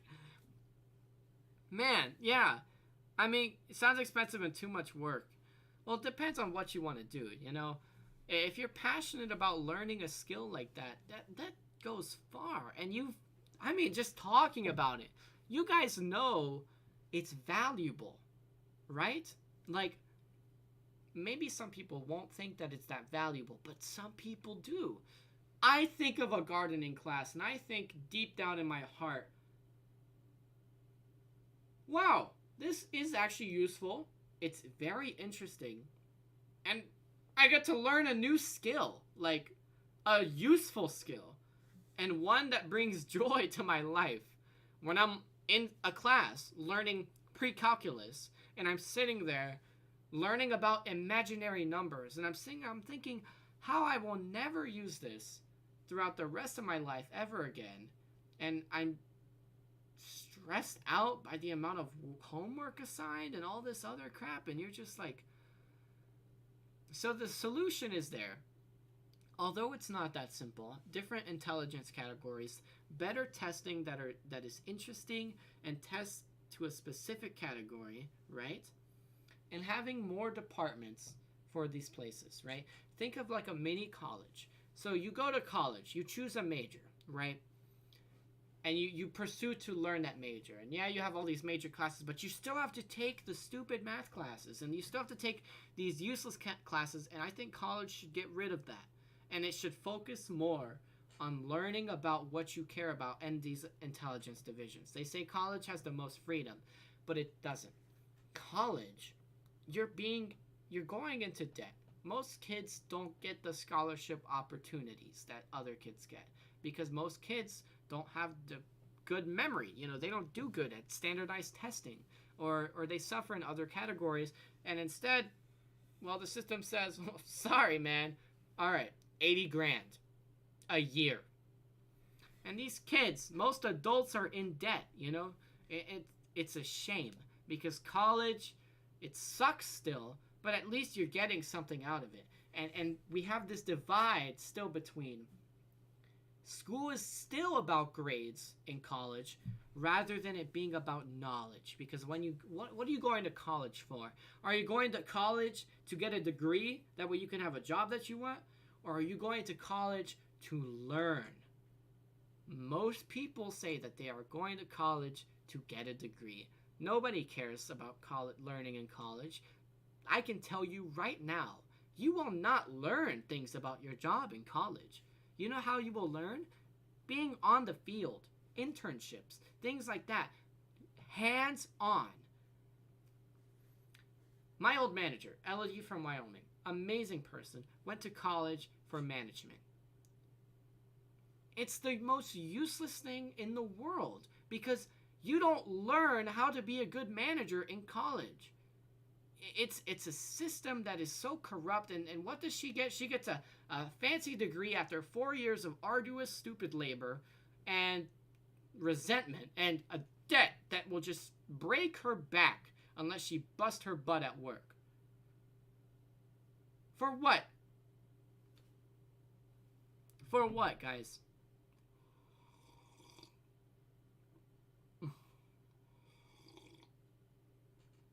Infamous says, I've never been happier at school than making a chase scene video with a group in my Comtech class. We got to storyboard it, edit it, and make a movie poster for it and stuff. And this was for school. That's the kind of stuff I want to do as a hobby at home for fun, and I got to do it in a class, and that's just something the school system needs to advance upon. Right. Maybe you had a good experience, right? No, you had a great experience. But how often is that, you know? Maybe you have a good project or like something actually fun, but most schools don't really lean towards those. They're very rare. Thank you for the bits, by the way, Russian. Russian says nobody should go to college unless they know exactly what they're using their degree for. If it won't make you more money than debt you go into or would loans, it is not worth it. Not even financially, but knowledgeably. You will learn more getting a job out of high school in the field that you're interested in than you will ever learn sitting hundreds of hours in a class that is supposed to be about your degree. And that goes for a lot of things, but not all of it, okay? I'm not saying that you will be better if you go, if you become a doctor outside of high school. No, okay? Some things you need to go to college for because they're very specific, but because their classes for it are actually useful, Doctor.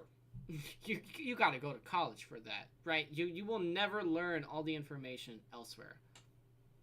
Versus any degree in the service industry, business management, business, finances. I promise you will learn more in the field, okay? I can promise you, okay? I had my first job at freaking 14 years old, okay? 15, we'll say 15 was my first restaurant job. And I was more knowledgeable than 90% of the people that graduate with a business degree about how to run a business at 15 years old. Jonah, why so sexy? Jacob says, I'm just going because it's free. Right. If it's free, try it out. Everyone's got a different degree. If it's not free, no. Okay? Unless you can afford it. College and uni are dumb. Don't care, I'm going to have to do it eventually. Most likely if I pursue a career path. But it's just dumb. Man, what's up, Wombo? I haven't had to take loans because my parents set up an educational amount for me when I was a baby. But I will make more money from my degree than I would debt if I took loans. Well, then it's worth it in that case. But it's a scam. My problem is, guys, you guys understand, okay? You guys are smart. You guys are not stupid, okay? You guys get it. You're like, you understand the system. The problem is 90% of the kids do not, and they don't have positive influences in their life to tell them otherwise. I learned that college was a scam my first restaurant job when every single coworker that I worked with was in debt. And they all told me about their experiences. I learned because I had the influences from that, okay? Because people told me. But if they didn't tell me, I wouldn't have thought otherwise. I would have thought college was this dream that you have to go to because that's what it's made out to be. But it's not. At least not in today's time. Maybe back in the day, yeah, but not anymore. Getting an education, might I add, where half the time you're not caring about what you're doing, still sitting in meaningless, stupid classes. It's stupid. And there's the solution for this is the intelligence divisions and going to college and actually taking the classes for whatever you're learning and having a good teacher, Russian says, I'm not going to lie, I'm mad. I need an associate's to get hired, even though I'm literally qualified and certified in crime scenes, forensic photography, and fingerprinting. But I have to freaking take English 102 because every job listing says I have an associate. Yeah, like, that's what I'm talking about. And it's like, well, you could argue that the reason why they make you take those classes to prevent stupid people from going in there. But what is English 102? What is it? Like, what is it that you are learning, if anything? Okay, what knowledge are you gaining? You're not gaining any knowledge. You're only gaining regurgitate, you know? Consume, regurgitate. Grades. My grades are what matters. It's not knowledge. You're not learning anything that will help you in your field. If it's like a mesh seat to keep out the people who are not competent in the English language, what the frick was high school for? What the frick was the past 12th grades before college? And if you just look at it from that angle, like I said, anyone can see, like, that doesn't make any sense. Then why is it still a thing?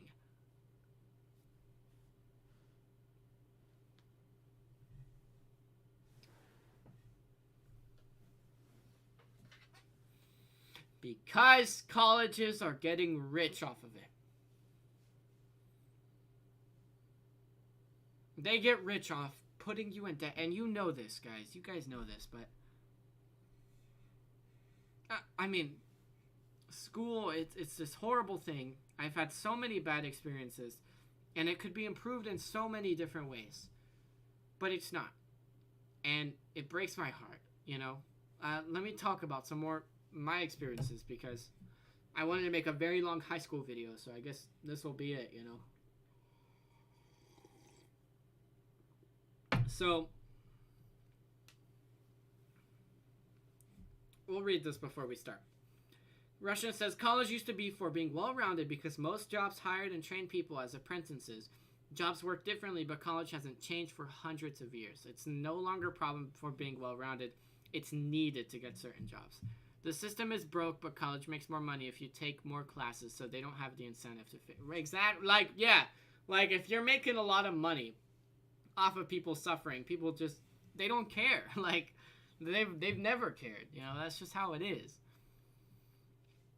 Gosh, so people have this, like, different idea from high school and stuff being this entirely better thing because they go to school and maybe they have a girlfriend or boyfriend or they're surrounded by friends that they love. But if you look at the actual system,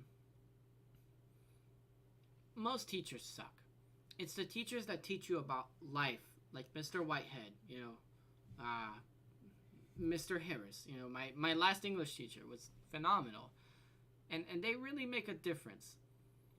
But gosh, I mean, I have so many stories. Like, I don't want to just talk about every Miss Smith, you know, because it's like, I'm sure that you guys get it. I could talk about the injustices of school so much, or all the times that made me cry. I'm sure I've made countless story times where I've cried because of it, you know. That's, my evil guidance counselor, yeah. This one here, I talk about the stupid, like, they're awful. You guys, I think you guys get it, though.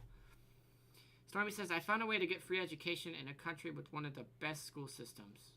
New Zealand? Yeah, just honestly, yeah, I mean, studying abroad. Take care, Infamous.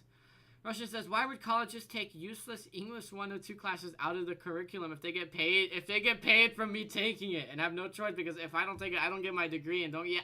You see how it's a scam? You see how it like eats you up? It's like falling into quicksand, you know? It just slowly consumes you for no reason. Learn Swedish or Finnish and move to Finland. You know what? Do it. It's better. It's a better opportunity.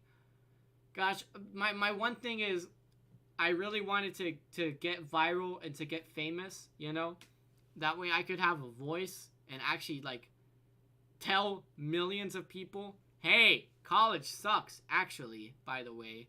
But you guys get me. You guys hear me, and that's pretty much all I need. And maybe one day somebody will watch this video, you know, whenever it's uploaded on YouTube and be like, oh, maybe college isn't my way, and it's okay. And it's hard to choose no to college. It's hard to choose no to education, but there are paths that are better and more valuable to life. But people don't get that anymore.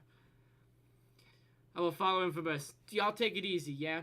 Much love. Thank you for venting with me. So here we have talked about school. We've talked about 2022. We still have to talk about the past, the future, which I have sort of talked about with 2022. Love, purpose, quality, Wyoming, streaming, and technology. And I really want to talk and talk and talk and talk and talk. I want to just make sure that I say everything about school before I completely stop, because I have a lot to say about school. And I think I said most of it.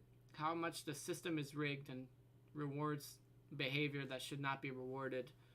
We've talked about many solutions. And during my school video, I remember I would always tell myself that I would really hash it out, you know? I didn't want to go into it unprepared. I wanted to have specific examples of how to make it better. You know, not just me talking in hypotheticals, but having an improved system and to put it out there. That way, I'm not just talking BS. I have evidence that, hey, this is ways that I can improve this thing. Of course, I have no power, and it will never be changed. But you know what? It doesn't hurt to try. So, let's talk about this system, okay? Can we divide the intelligence levels into categories? I think that that's where I want to start. And, because, guys, we really have to cut deep on this, okay? Here's what I'm going to do. I'm going to pull up a little drawing software. And we're going to draw a couple of circles. And we're going to do that, yeah. Here, let me just... The background is... I want the fill to be white. Oh! Sorry. Outline, black. Is that good? That is so weird.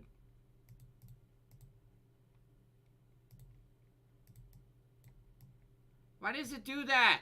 Ah, frick. Okay. Here it is. Okay. So I have something like a filling thing right now. But it's all weird, you see? Why is that? I don't know why it does that.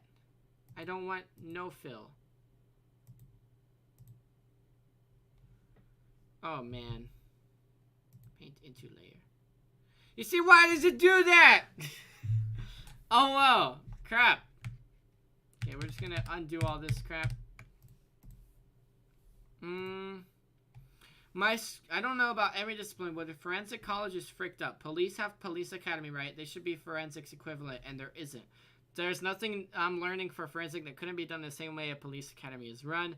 Not to mention lab access, so a forensics academy would literally be better than college because access... Yeah, right! There's so many reasons why it would be better. Just use MS Paint? You think? When hired, you go through months to years of training and certification before you are even officially working. So what's the point of doing it? You're asking the right questions, you know? What is the point? What is the point? Okay, we're doing MS Paint.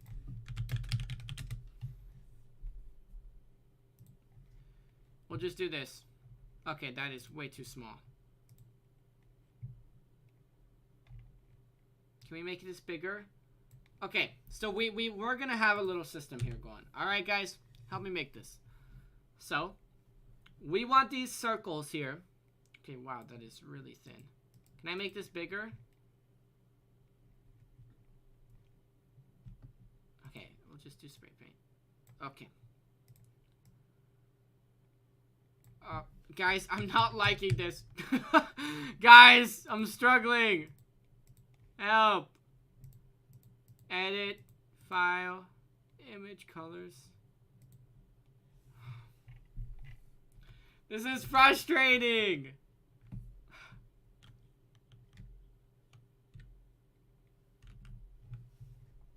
I'm struggling. Dang, Johnny, you got me on a... I mean, you're spitting the facts, though. I just wish that we were heard, you know? That's my one thing. Cancel. Why does it draw? Dude, Sketchpad is literally the best one. And it's not working. Give me 1 second, guys.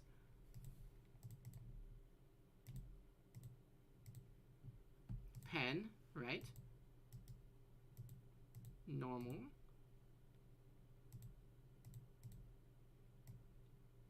Oh, I did it. I did it. Okay, I did it. Alright, let's do this. Let's do this, guys.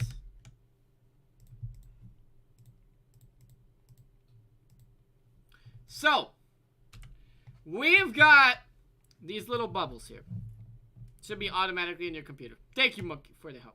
My professors have told me all of this and how the system's kind of messed up, and they know, but until someone gets the balls and resources to fix it, this is how it is. And I wish I had the resources, because I got the balls. But you need a lot of money and a lot of influence in politics. So we got these circles, right? So we can do... And I want them to be different colors, you know, because that's cool. It's cool when they're different. Okay. Guys, I'm struggling on freaking paint right now.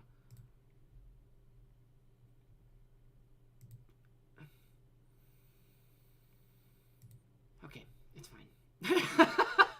It's fine, it's fine. So I want there to be these little bubbles, you know, these little categories. And I've had, like, dreams about a system like this, and it works. It works. It's kind of like the, what is it, The Giver, too? No, it's not The Giver, but it's like one dystopian novel where it's like they have to different do this. It's super different to get to a police department and agree to spend a lot of money to set up. Literally make better forensic scientists, and better forensic scientists means more bad guys in prison, right? And bad guys in prison is the whole point. Yeah. Good. I'm glad that you still have passion for it. Yeah, that's good. Awesome. Yeah, I hate saying, well, you know what, guys? It's never going to be changed. You know, because that sucks. It sucks to think that way. Pixel fill. We'll do pixel fill. All right. Yeah. Okay, we'll start getting this. Okay, that's fine. Yeah, that's good. Can we do this?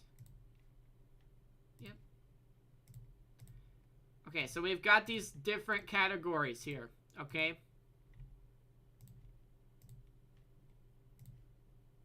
Okay, this is taking a long time. I'm sorry. Alright, we'll start with 4. We'll start with 4. It's idealistic, but it's good to be idealistic, and it's good to have dreams because adults don't have dreams anymore. Why we have police? Yeah, right. Right. Literally. So, we've got memorization. Okay? We'll do M. So this is going to be the standard.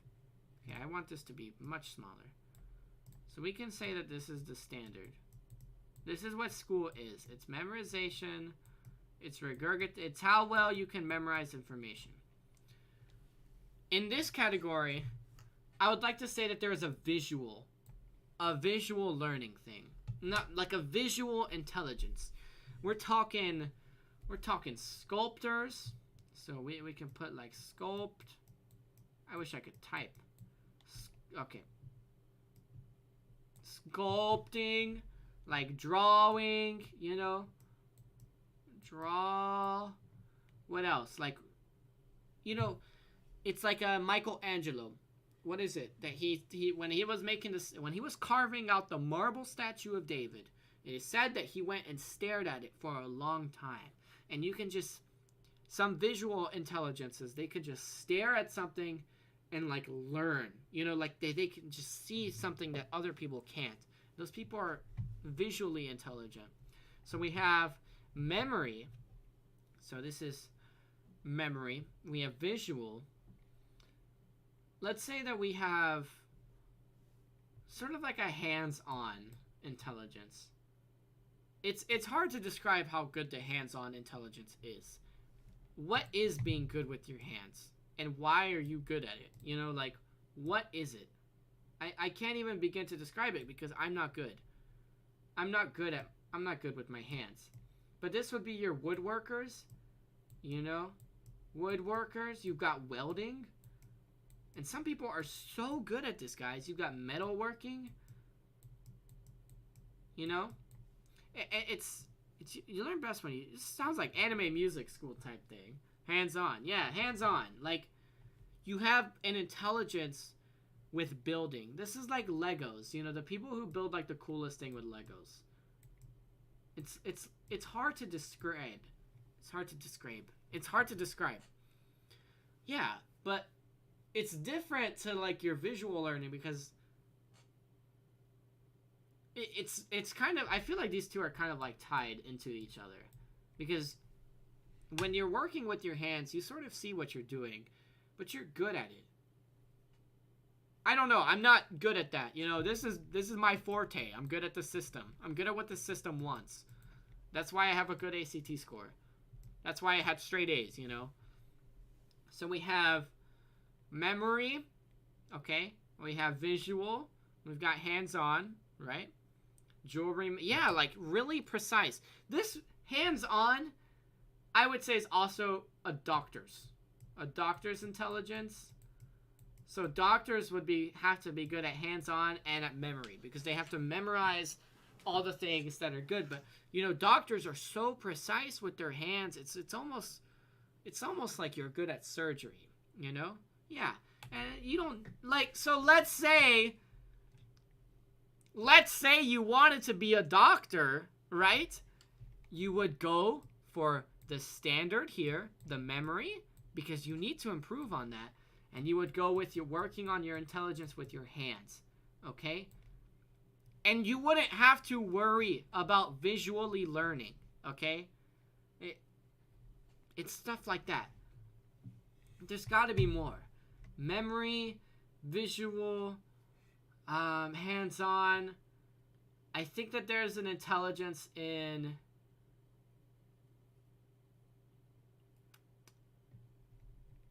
RT. I'll call it RT. This is kind of hard to explain. I think, personally, there's an intelligence in reaction time. Okay? This RT, we could say it's P. RTP, okay? Reaction time problems. We're talking about common sense, okay? We're talking about problems that are fast, but they can think quickly and get them solved. Not everybody from these categories can do that. There's a certain intelligence that goes with solving problems super fast and being so good at solving problems. I feel like, you know, I don't really know what you would use this for. Maybe if you wanted to be, let me think. People who are good at video games have a wonderful intelligence in this category. Problem solving. Yeah, problem solving. Problem solving. Video games. So we got video games. Yeah, we'll just do problem solving. PS. Problem solving. We got video games.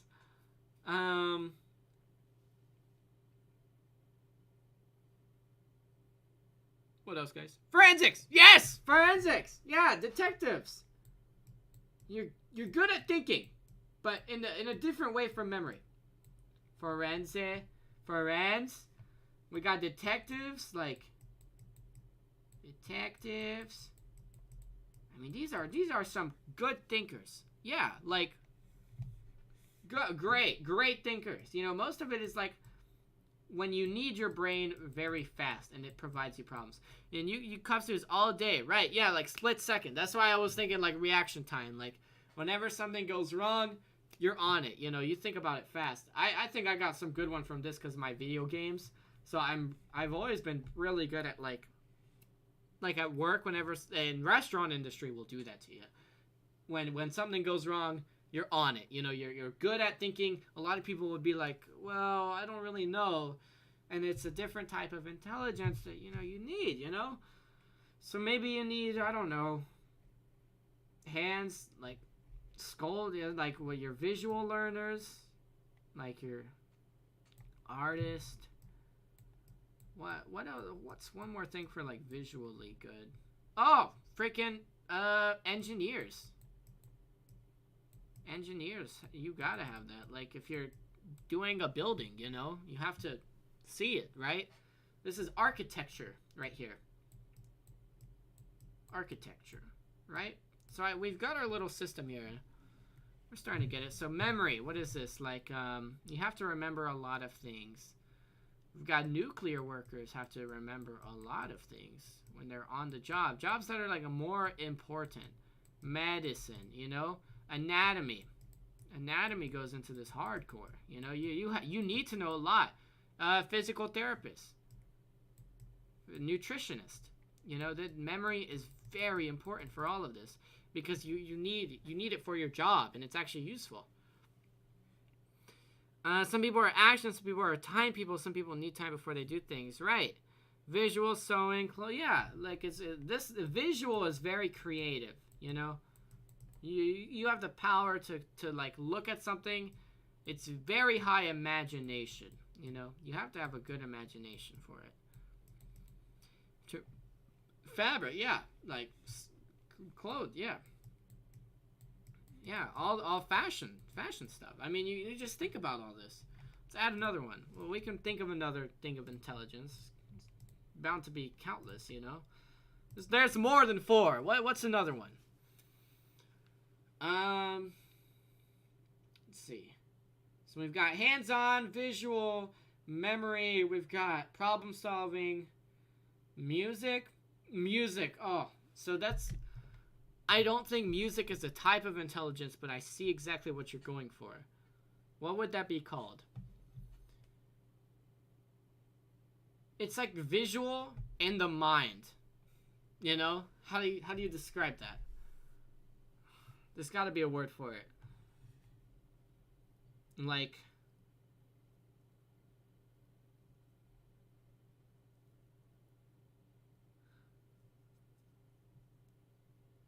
musical people are good at making associations, connecting things. What is a word for that? We need like a word, but I know exactly what you're talking about. It's not a problem. It's not problem solving, but more like there's sort of like a creative like essence to that. Wouldn't you say? Like when you're visually looking at something, creative. Yeah, you got to be creative, but I wouldn't really say creative goes in this. Actually, it'd be more for here. You're spontaneous. You know, it's whenever you're playing music or something like that. You have this sort of intelligence to know what you're doing. There's a lot of time being able to use your body well and being an elite athlete. Yeah. Oh, yeah. Body awareness. Where your body... Oh, yes. That's a good one. We'll add that. Yeah, like sports players. They're so good at that. And not many people can do that. We'll add that one right here. I mean, dang, I don't know. I would never be able to do that, guys.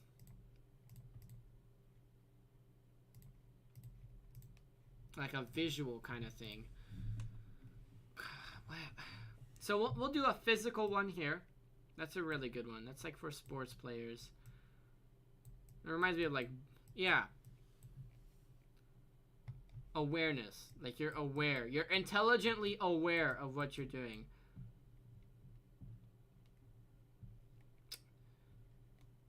Should we just call it musical intelligence? Musical intelligence is one of a kind, you know. But a lot of people who are musically intelligent are also very good at visually intelligence. But I feel like it's a different category. Poetry and writers go along with music, right?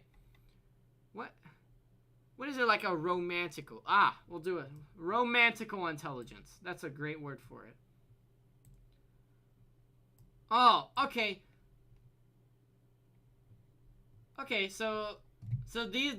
Okay, so we need to start making a pyramid here. Romantical intelligence. We won't call it romantical intelligence. Audio. Sports. Okay, so romance and classic is its own category. It's so that okay, so we will add 2 circles here for romance and classic, which has already been made. But we'll just call it music. We'll just call it music for now. You know, that's a good word for it. The musical intelligence, sports, dance, and gymnastics, that's all in this, like, physical intelligence, right? Audio. I mean, yeah, like, you gotta be good at it, too. Okay, so right here, we'll do romantical, and we'll do classical. And classical goes with this. Okay. I'd say it probably goes here. In romance, we got music, visual, classical goes here. Romantical, problem solving. I don't know. I feel like that can be both. So, yes.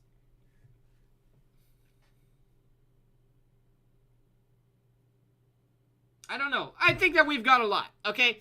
Point being, we have here bubbles with different types of intelligence, and then bigger bubbles, which these ones in the middle, romantical and classical, which signify different categories of these bubbles.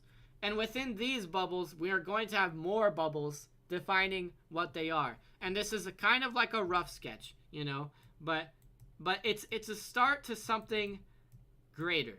If you think about it, think of a pyramid, okay? So we've got our pyramid here. Here at the very top of the pyramid, we've got the two biggest classes, okay? We've got the romantical and the classical understanding of intelligence, okay?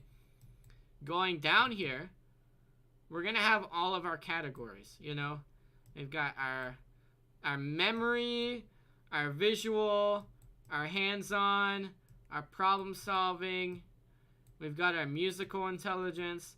We got our physical intelligence, and probably one more. Social. Oh, yes! Social intelligence. Perfect. Okay. Social intelligence. This is service industry. Easy. Okay. Service. Yes. Yes. Salesman. Right, you're good. This is kind of like your extroverts, you know?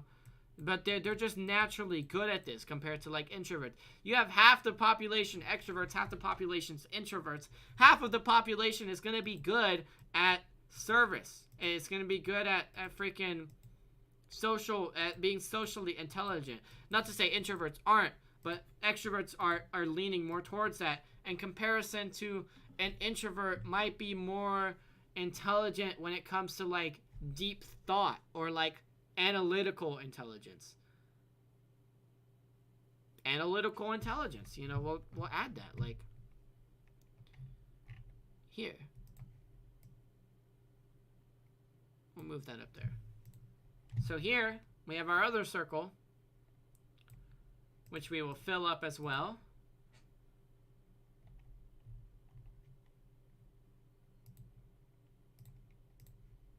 And this is our analytical. So it's different from social. It's way more analytical. It's like deep thinking, you know. I mean, I don't really know what would go into that, right? But we're getting more people, you know. Socially smart, right? So here we've got our physical, we've got our social, and we've got our analytical, right? From within that, we're going to expand upon our pyramid again. And here, we're going to have different categories for each one. And this is going to be kind of harder to do because we don't really have the room for it. But let's say you have your memory, you know, your memory intelligence, and you're really good at that. If we had to break it down into what exactly makes that good and what makes memory intelligence, like we completely break down the concept of what memory intelligence is, we can probably provide a good definition of it and break it down into why things are this way, amygdala, whatever your memory is. Same thing with visual. Why are you visually smart? How is it that you are visually smart? So we break this down into, I would say, the definite terms, into what exactly they all mean exactly. So we've got our definite terms, and maybe even below that, we'll probably have what is it, like jobs, you know, like jobs that do that in terms of like intelligence. And it all goes back up to romance in class. Analytic could be like philosophy, pattern recognition. Yeah, perfect. Pattern recognition, philosophy. Yeah, exactly. And you need these different things, right, for different jobs too. I mean, we're talking about jobs here, but if we were just talking about intelligence, it would go so much deeper into what do you want in school, and let's say that we have a chart here that is way more detailed, right? And provides exact jobs from the categories, right? And I was in school, and they gave me this chart, and they said, okay, Jonah, pick all of the ones that you're interested in, and we'll put you in the departments for those. And you'll learn things from each category. You know, let's say you want to learn analytical and, like, musical intelligence. So you'll be taking philosophy classes in analytical, and you'll be taking musical classes in musical. And maybe you're also interested in hands-on, so you're also learning how to weld and how to woodwork. And you're learning how to garden, you know, like, you know, you're not doing math. Math would be here. You're not doing math because you're not good at it and, like, intelligently smart at it. And you get to choose, how do we make these classes not make people lose poison and want to live? Well, find passionate individuals. Let me grab some apple juice.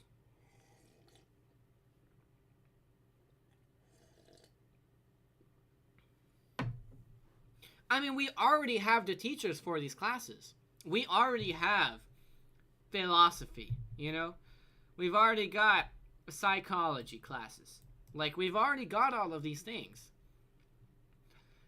What we need now is to, the thing is, you don't really know what you want exactly. First, we create a test. So we create a big test, okay? And the test, the results don't matter. First of all, we don't make this about grades, okay? In this test, we test to see if you're leaning more towards a romantical intelligence or a classical intelligence. And this romantical intelligence and this classical intelligence has specific bubbles that, like, hey, if you're a classical lean person, you may like visual intelligence more. But we still give them the option to choose. Like, let's say somebody gets a romantical intelligence score, they can still choose to do the math classes, you know? Because it's not, like, constrained to them. It's just to help them. And this is a big difference. It helps them choose. And they can take these classes, and if they don't like them, there will be no penalty for dropping classes, okay? That's a big thing. A lot of people don't drop a class that they don't like because then they fail. You know, and it's on their record, and they fail class, and it's this whole big thing. But we make it to where students have the opportunity to choose what classes they want to choose and experiment with it. I mean, the options are endless here. Just in the visual, you've got architecture, engineering, you've got art, you know, and you've got drawing and all these things. Or maybe you want to go into gardening. And if you don't like it, it's okay. You know, it's not a big deal. And through this, kids will find their passion naturally. They will take one class. One of these they gotta like, right? They will take one class, and they will just have such a passion for it that they will know what they want to go to college for. And college, this is high school. Right here, this is for high school. But how we fix college is we make it completely specific. I mean, we really center focus on that one thing that they're good at, and we freaking make sure that they're good at it, and we expand the knowledge on that one thing that they care about. What about misbehavior and people who just don't want to do things simply because they don't care? I mean, you're always going to have that, right? But I think that this will help with that. Most kids misbehave or they don't really care about their classes because they're taking classes that they don't care about. But if the intelligence was completely flipped, I mean, you have to remember, Monkey, right now school is based on one department, okay? And that's memory. That's this one right here. I want you to imagine the possibilities if school was more focused on all of these equally. Kids are stressed out. They're depressed, and they're misbehaving, and they don't care because they're forced to adhere to the memory department of intelligence. But those kids are good at other things, and that's probably why they're frustrated. And if those kids had the potential and the opportunity to really focus on their problem-solving ability or their social intelligence skill, I mean, I can't imagine. It's like a utopia. I can't really imagine why they would be unhappy. And if they really don't care, that's a different thing. That's probably their home life or something like that is making them lash out against other students and not care about their future because of their parents and the way that they were raised. And that you can't help. There's going to be crappy parents all the time, you know? Or it's just, I think we need to lose the idea that someone needs to know what they have to do. Like, you can pick something and then change it later. Be a welder and go to school later to learn, say, music and do it right. Like, it's not like, yeah, it's not a permanent, yes, exactly. So the purpose of high school, instead of it being about memory and getting good grades and getting a good ACT score, it can be about finding out what you want to do for college. That will be the purpose of high school. Rather, not finding out what you want to do for college, finding out what your passions are for life. I mean, for life. Like, if you are really passionate about drawing, you find that out in high school because you took a nice drawing class or something or whatever. And you find out that you're very visually intelligent. And maybe in college, you can really focus on that one thing, and that's how we fix it, right? So we'll put a little dot here. That's how we fix college, is we really focus on that one thing, right? But let's say that they don't want to go to college. This is still useful for finding out what you're passionate about in general and finding out what your interests are and what you're good at. Most people don't know what they want to do even if they enjoy something. True. And it's hard to do that, but I feel like that's okay because there won't be a penalty for not choosing. The purpose of high school would be to really find out, hey, even if you don't know what you want to do, this is stuff that you're gonna be good at. Like, we have this test, like, you're a great drawer. Like, even if you're not sure if you want to go into drawing, but you enjoy taking drawing class, maybe, find a different career. I mean, you have all these options here. Like, and they can experiment and find out what they enjoy. And then they don't have to go to college, Like, college, first of all, would have to not cost money. Like, or if it did cost money, it would have to cost very little money. Because college should be an opportunity for everybody to be at any time. And they can get a job out of high school. I mean, there's so many jobs. Everywhere is hiring. And during that time, take their time and find out what they want to do. And they can go to college here at any time for a low price and or free and just get a degree if they wanted to, but they don't have to do that. People change. Yeah, nobody's going to be fixated on one thing either. Like, if you're passionate about something, you're probably going to be passionate about other things. Like, we act like you have to train your whole life for one profession. Like, people have more than one passion. There shouldn't. Yeah, totally. I agree completely. Like, I want to be so much in my life, guys. I want to have 10 different jobs, I want to experiment and do a lot of different things. And I know I'm very socially smart. I'm great at customer service. Like, I've been working in the restaurant industry for so long. And maybe that would be what the class is, I mean, can you imagine a student-led restaurant? Like, you can go out to eat, and the entire staff is just students just learning, And then, yeah, maybe they make some mistakes, but they're learning how it would be at, like, a real restaurant or something like that, if that's what they're passionate about. High school, I wanted to be an artist or a mortician and settled on a mortician. Then realized I think embalming sucks and it's outdated and bad for the environment, so I wanted to be a phlebotomist. Then I took a forensic class and fell in love with it. I mean, people enjoy more than one thing. Right. But in high school, maybe even middle school, you get the opportunity to experiment and to really decide what you want to do with all of these things. So this is the solution, okay?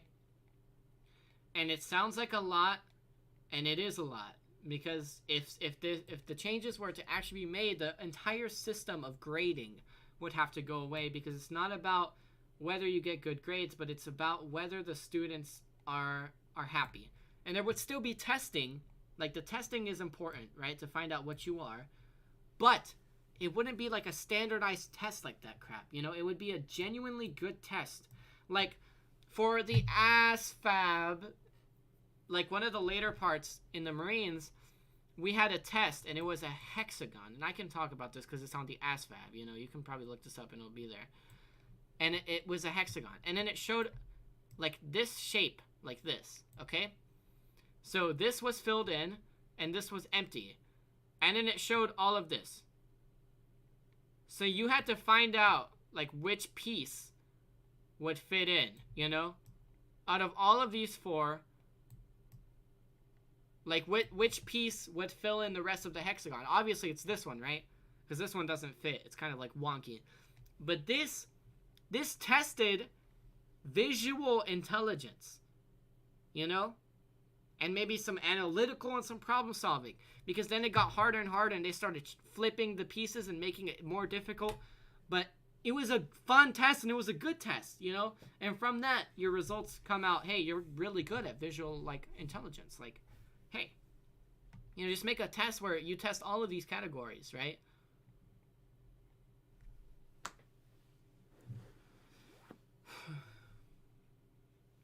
Man, that was a lot, huh? College is basically how it works, but mention there's issues with the way degrees are formulated. Right, and you have to take all the classes that you still don't care about. And you go into debt while doing it. But that's, I mean, crap. This can be the rough draft, you know? I'll probably make like a much cleaner version later, but thank you for your help, guys. That's what we're talking about here, you know? That's what we're talking about. Here, we'll go ahead and copy that in the Discord somewhere. I don't know where. It got dead. Here, let me just paste this. Alright, I put in media if anyone else wants to see it. But like, that's what it is. That's beautiful, isn't it? We solved the problem with school that easily. And it's not that easy, right? It's easy to say, but I mean, this takes a lot of work. Like, every school needs to have every department, you know? Every school needs to have classes for every department, and that's going to be a struggle because not all schools have money. Teachers are underpaid. There's a teacher shortage right now because teachers nobody wants to be a teacher because the pay, like,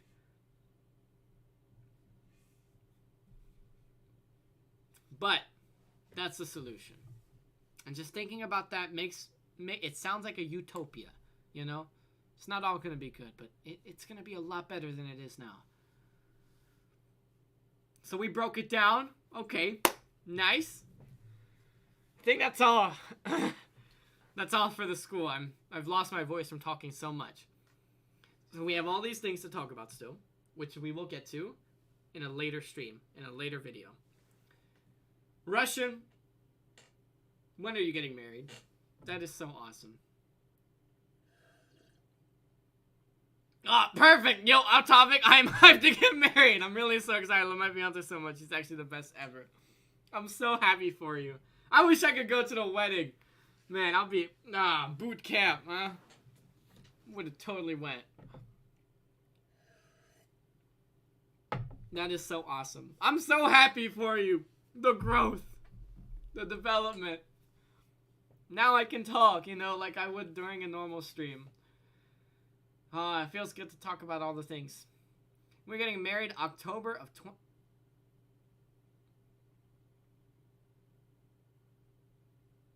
Yo! That's really far. What made you choose that? Wow.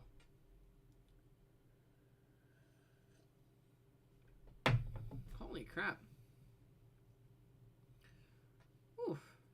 That's a long time, Russian. It's like a year and 8 months. It's gonna be up north where it's woods at a country club. Is it like the funding, or is it like is there like a reason? Wow. I mean, you know, more power to you if that's what you want. Yeah, I have to finish. Oh. Grr. Grr.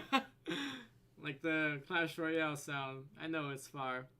Hey, you know, that's just gonna make it more sweet, because then you're gonna be waiting and you're gonna be excited for it. That is awesome. Holy crap. Man. Frick yeah. Congrats. Oh, so you finished like this year. This is what'd you say? This is your last semester? Dang. Or maybe not last semester. Oh, you just started your semester. Man, almost done. They grow up so fast. I remember when you was yay high. Been through a lot, huh? Mama's helping pay for the wedding and doesn't want to give up getting my degree to start family. To start my family. Right. I mean, degrees, if you're this far, that's understandable. For real. Dang. I'm so happy for you, though. That's so awesome. Yeah, I would be so excited, too. I want to get married. I have probs 2 more semesters. Oh, that's why you finished October? Dang, forensics is rough. I hope you're enjoying it. But English 102 doesn't sound like that enjoyable. You know what I mean? Man. Dang. Time flies, huh? You hear that all the time, but it's not until you're actually, like, sitting here thinking, like, man, gosh. Good times, good times. We'll be talking about time. Did I write time here? Okay, I did not write time. I will start next stream with more things on the board to talk about. But school in 2022 is done. So we still got quite a more. I only got 13 more days to do all of this. So we'll be working on that. But I think I do have to be heading out. My throat hurts so much from talking. I've talked for 2.5 hours, 2 hours and 40 minutes straight. English 102 and freaking pre-college algebra right now. It's booty, but my professor's super cool dudes, especially. Okay, good. As long as you got the good professors. A good teacher makes a poopy class all better, I think. As long as you have a good teacher. Teachers are really what makes school like that, you know? Just probably gonna be the hardest thing is that not everybody is a nice person. But thank you for joining and talking and building this thing with me, this amazing little thing. And I'm probably gonna go to bed. I'm tired. We just don't have so much wedding hype. I gotta send you please. Yes, please. I would like to see. You're already all ready for it too. Man, that's gotta be crazy. The wait for that. Oh, this is gonna be good. This is gonna be so awesome. I'm gonna probably head out now though, but hit me up on Discord, alright? Much love to everybody here. Y'all take it easy, yeah? Thank you, and goodbye!